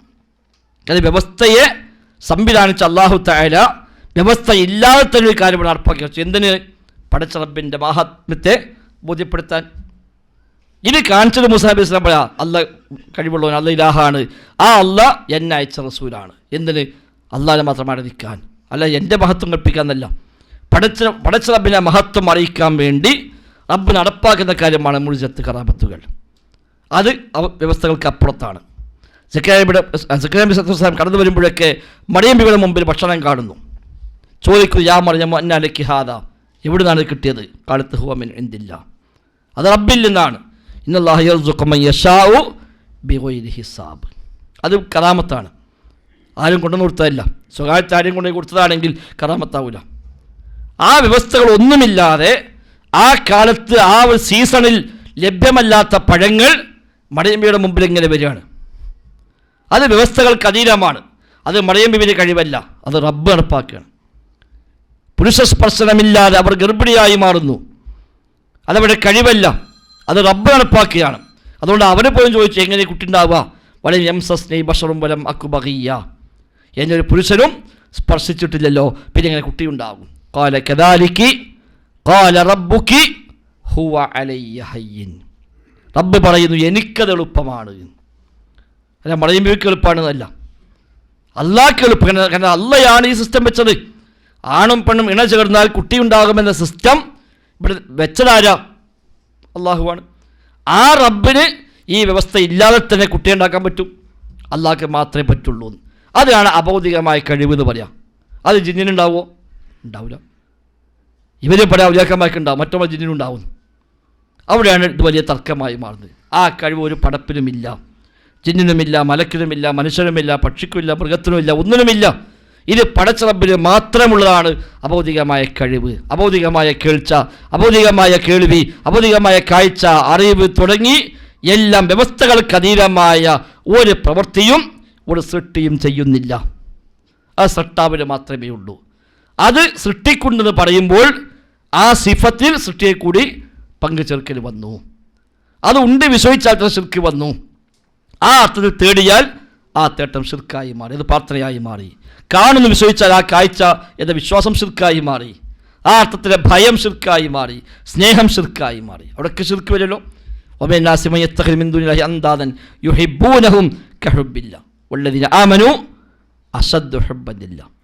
പടച്ച റബ്ബിനെ പോലെ സ്നേഹിക്കുന്നവർ തങ്ങളുടെ പങ്കുകാരെ എന്നല്ല പറഞ്ഞു. പങ്കുകാരെ സ്ഥാപിക്കുകയും ആ പങ്കുകാരെ സ്നേഹിക്കുകയും ചെയ്യുക, ആ സ്നേഹം ശിർക്കാണ്. സ്നേഹം കൽബിയായ അമലായി, കൽബിയായ ഇബാദത്താണ്. അത് റബ്ബിനോട് ഉണ്ടാകാവൂ. ആ അർത്ഥത്തിൽ ഒരു പടപ്പിനെ സ്നേഹിച്ചാൽ ആ സ്നേഹം ശിർക്കായി മാറി. എന്നാൽ ഉമ്മാനെ സ്നേഹിക്കുന്നില്ലേ, പാപ്പാനെ സ്നേഹിക്കുന്നില്ലേ, മക്കളെ സ്നേഹിക്കുന്നില്ലേ? അത് ശിർക്കാണോ? അല്ല, അത് വ്യവസ്ഥയുടെ അടിസ്ഥാനത്തിലാണ്. അതിനതീതമായ സ്നേഹം വരുമ്പോൾ ശിർക്കായി മാറും. ഭയം, അല്ലാഹുവിനെ മാത്രമേ ഭയം പാടുള്ളൂ അഭൗതികമായിട്ട്. യഖ്ശൗന റബ്ബഹും ബിൽ ഗൈബി, പടച്ച റബ്ബിനെ ഗൈബായ നിലയ്ക്ക് ഭയപ്പെടുന്നവർ. ആ ഭയത്തിന് ശിർക്ക് വരും. പടച്ച റബ്ബല്ലാത്തൊരു പടപ്പിനെ വ്യവസ്ഥകൾക്ക് അതീതമായി പേടിച്ചാൽ ശിർക്കായി. ഒരു സർപ്പം വന്നു, പാമ്പ് കടിക്കാമെന്നു, നമ്മളൊക്കെ ബേജാറാവും. ആ പേടി ശിർക്കാണോ? അല്ല. എന്നാൽ പാമ്പിനെ പൂജിക്കുന്ന, പാമ്പിനെ ആരാധിക്കുന്ന ഒരു ഭക്തനാണെങ്കിലോ പാമ്പിനെ കണ്ട വേഗം കൈകൂപ്പി വെക്കും. ഈ ഭയം ശിർക്കാണ്. ഇവിടെ പാമ്പ് കൊത്തുന്നുള്ള പേടിയല്ല. ആ പാമ്പിൽ നിന്ന് അല്ലാത്തൊരു വഴിക്ക് എന്തെങ്കിലുമൊക്കെ ഒരു ദോഷം വരുമോ, അത് കോപിക്കുമോ, അതിൻ്റെ ഭാഗത്ത് എനിക്ക് ഒരു മറഞ്ഞ വഴിക്ക് ഒരു എന്തെങ്കിലും പ്രയാസം വരുമോ എന്ന ഭയമാണ് അവിടെ. വ്യവസ്ഥ അടിസ്ഥാനത്തിലുള്ള ഭയമല്ല. നമ്മളെ പേടിയോ വ്യവസ്ഥ അടിസ്ഥാനത്തിലാണ്. അത് വന്നതിനെ കുത്തുമോ, വിഷം കയറുമോ, ആ പേടി നമുക്കുള്ളൂ. അല്ലാത്ത അതുകൊണ്ട് നമ്മൾ ഒന്നുകിൽ അടിച്ചു കൊല്ലാൻ പറ്റും നോക്കും, അല്ലെങ്കിൽ ഓടി രക്ഷപ്പെടാൻ പറ്റും നോക്കും. മറ്റോ അടിച്ചു കൊല്ലാൻ നോക്കൂല. ഓനെ കൈകൂപ്പി അതിനെ പ്രീതിപ്പെടുത്തി അതിൻ്റെ ശർവ ഒഴിവാക്കാനാണ് അവൻ ശ്രമിക്കുക. ആ ഭയം ശിർക്കാണ്. ജാറത്തിന് മുമ്പ് കൂടെ പോകുമ്പോൾ ഉണ്ടാകുന്നൊരു ഭയമുണ്ട്. ആ ജാറത്ത് നിൽക്കുന്ന ആൾ എന്നെ കാണും, എൻ്റെ പ്രശ്നം അറിയും, എൻ്റെ എല്ലാ വിഷയം അറിയും എന്ന പേടിയാണ് അവിടെ. ആ ഭയം ഇബാദത്താകുന്ന ഭയമാണ്, ശിർക്കാകുന്ന ഭയമാണ്. അവിടെ പണം കൊടുക്കുന്നു, അത് കേവലം സദഖയല്ല. ഒരു പള്ളിൻ്റെ പോകുമ്പോൾ പള്ളിക്ക് 10 ഉറുപ്പിട്ടു, അത് ഇബാദത്താണ്, അത് കൂലിട്ടും. ജാറത്തിലൂടെ 10 ഉറുപ്പിട്ടതോ ശിർക്കായി മാറും. എന്തേ കാരണം? ഒരേ പണിയല്ലേ. ഇവിടെ പ്രേരകം മറ്റൊന്നാണ്. ഇതാണ് ഇബാദത്തിൻ്റെ അസ്ല്. അപ്പോൾ അഭൗതികമായ കഴിവ് ഒരു സൃഷ്ടിക്കൊണ്ട് വിശ്വസിച്ചുകൊണ്ട് അർപ്പിക്കപ്പെടുന്ന സ്നേഹം, ഭയം, അർത്ഥന, തേട്ടം തുടങ്ങി എല്ലാ ചെയ്തികളും ഇബാദത്തിന് വകഭേദമായി മാറും. അത് ജിന്നുകൊണ്ടായ ശിർക്കായി മാറി, അത് ഇൻസ്ട്രോണായ ശിർക്കായി മാറി, അത് ഏത് പരപ്പുറം ശിർക്കായി മാറി. എന്നാൽ ഇൻസ്ട്രോണായ ശിർക്കല്ല, ജിന്നായ ശിർക്കാണ്. അങ്ങനെ വേർതിരിവില്ല. അതാണ് ഇപ്പോൾ ചില മനുഷ്യന്മാരുണ്ടാക്കിയ ഫിത്ന. ഒരേ കാര്യം ഇൻസ്ട്രോണാണെങ്കിൽ ശിർക്കല്ല, ജിന്നോടായ ശിർക്കായി. അങ്ങനെ ഉണ്ടാവില്ല. ശിർക്ക് തൗഹീദിൻ്റെ മാനദണ്ഡം അതല്ല. അതിൻ്റെ മാനദണ്ഡം പടച്ച റബ്ബിന് മാത്രം ഖാസ്സായത് പടപ്പിനെ വകച്ചു കൊടുക്കാതാണ്. അത് എവിടെ വകവെച്ച് കൊടുത്തോ അവിടെ ശിർക്ക് വന്നു. ഇല്ലേ ശിർക്ക് വരുന്നില്ല. ഹറാമായതുണ്ടാകും, ഹലാലായതുണ്ടാകും. വ്യവസ്ഥയുണ്ട്, പക്ഷെ ഹറാമാണ്. നേരത്തെ പറഞ്ഞല്ലോ, വ്യഭിചരിച്ച സന്താനമുണ്ടാകും, വ്യവസ്ഥയാണ്, പക്ഷെ അത് ഹറാമാണ്, ഉപയോഗിക്കാൻ പറ്റില്ല. വ്യവസ്ഥ ഇല്ലാത്തതുകൊണ്ടല്ല, ശിർക്ക് വരില്ല. വ്യവസ്ഥയുണ്ട്, പക്ഷെ ആ വ്യവസ്ഥ നമുക്ക് ഉപയോഗിക്കാൻ അനുവാദമില്ല. മോഷ്ടിച്ച പണമുണ്ടാകും, വ്യവസ്ഥയാണ്, പക്ഷെ ആ വ്യവസ്ഥ ഉപയോഗിക്കാൻ നമുക്ക് അനുവാദമില്ല. സിഹ്ർ ചെയ്താൽ ഉപദ്രവിക്കാൻ പറ്റും, വ്യവസ്ഥയാണ്, പക്ഷെ അത് ഉപയോഗിക്കാൻ പാടില്ല, അത് നിഷിദ്ധമാക്കപ്പെട്ട കാര്യമാണ്. ഇങ്ങനെ ഒരു വ്യവസ്ഥ ഉണ്ട് എന്നുകൊണ്ട് മാത്രം ചെയ്യാൻ പറ്റണമെന്നില്ല. വ്യവസ്ഥ ഉണ്ടാകുകയും ഇസ്ലാം അത് അനുവദിക്കുകയും ചെയ്യണം, അപ്പോഴേ അത് ഹലാലായി മാറുകയുള്ളൂ. ഏതാണെങ്കിലും ഈ അടിസ്ഥാനം നമ്മൾ മനസ്സിലാക്കി വെക്കേണ്ടത്. അപ്പോൾ എവിടെയും എല്ലാ കക്ഷികളും തെറ്റിപ്പോലെ അവിടെ തന്നെയാണ്. അപ്പം നമ്മളെ സംബന്ധിച്ച് അള്ളാഹുവിൻ്റെ ദാത്തിലും സിഫാത്തിലും അഫ്ആലിലും അവൻ്റെ അസ്മായിലും നാമങ്ങളിലും വിശേഷത്തിലും പ്രവൃത്തിയിലും എല്ലാം റബ്ബ് ഏകനാണ്. അവിടെ തുല്യമാകുന്ന ആരും തന്നെ ഇല്ല. വഹ്ദഹു ലാ ശരീകല. ഒരു പടപ്പും, ഒരു ജിന്നാവട്ടെ, ഇൻസാവട്ടെ, മലക്കാവട്ടെ, നബിയാകട്ടെ, വലിയാകട്ടെ, എത്ര വലിയ ആൾ ദൈവമാകട്ടെ, അങ്ങനെ ഒരു കഴിവില്ല, അങ്ങനെ സിദ്ധിയില്ല, അത്ര ഒരു കാഴ്ചയില്ല, കേൾവിയില്ല, അറിവില്ല, കഴിവില്ല. ഉള്ളതൊക്കെ എന്തേ ഉള്ളൂ? അള്ളാഹ് സൃഷ്ടിക്ക് വെച്ചു കൊടുത്ത വ്യവസ്ഥ എന്താണോ ആ വ്യവസ്ഥ പ്രകാരമുള്ള കാഴ്ച ഉണ്ടാകും, കേൾവിയുണ്ടാകും, അറിവുണ്ടാകും, കഴിവുണ്ടാകുമെന്നല്ലാതെ അതിനപ്പുറമുള്ള കാഴ്ചയോ കേൾവിയോ അറിവോ കഴിവോ ഉണ്ടെന്ന് വിശ്വസിച്ചാൽ തന്നെ ആ വിഷയത്തിൽ പങ്കുചേർക്കൽ വന്നു. ആ അർത്ഥത്തിൽ തേടിയാൽ ആ തേട്ടം പ്രാർത്ഥനയായി മാറുകയും ചെയ്തു. ഇതാണ് അടിസ്ഥാനം. ഏറ്റവും ഭംഗിയായി പരിചയപ്പെടുത്തിയ കുഞ്ഞീദ് മദനി റഹിമത്തുള്ളയുടെ 2 പുസ്തകങ്ങൾ. ഒന്ന് തൗഹീദ് ഇസ്ലാമിലെ ജീവൻ എന്ന പുസ്തകം, ഏറ്റവും ഭംഗിയായി വളരെ സിമ്പിളായി ഒരുപാട് ഉദാഹരണങ്ങൾ വെച്ചുകൊണ്ട് മൗലവി അത് വ്യക്തമായി എഴുതിയിട്ടുണ്ട്.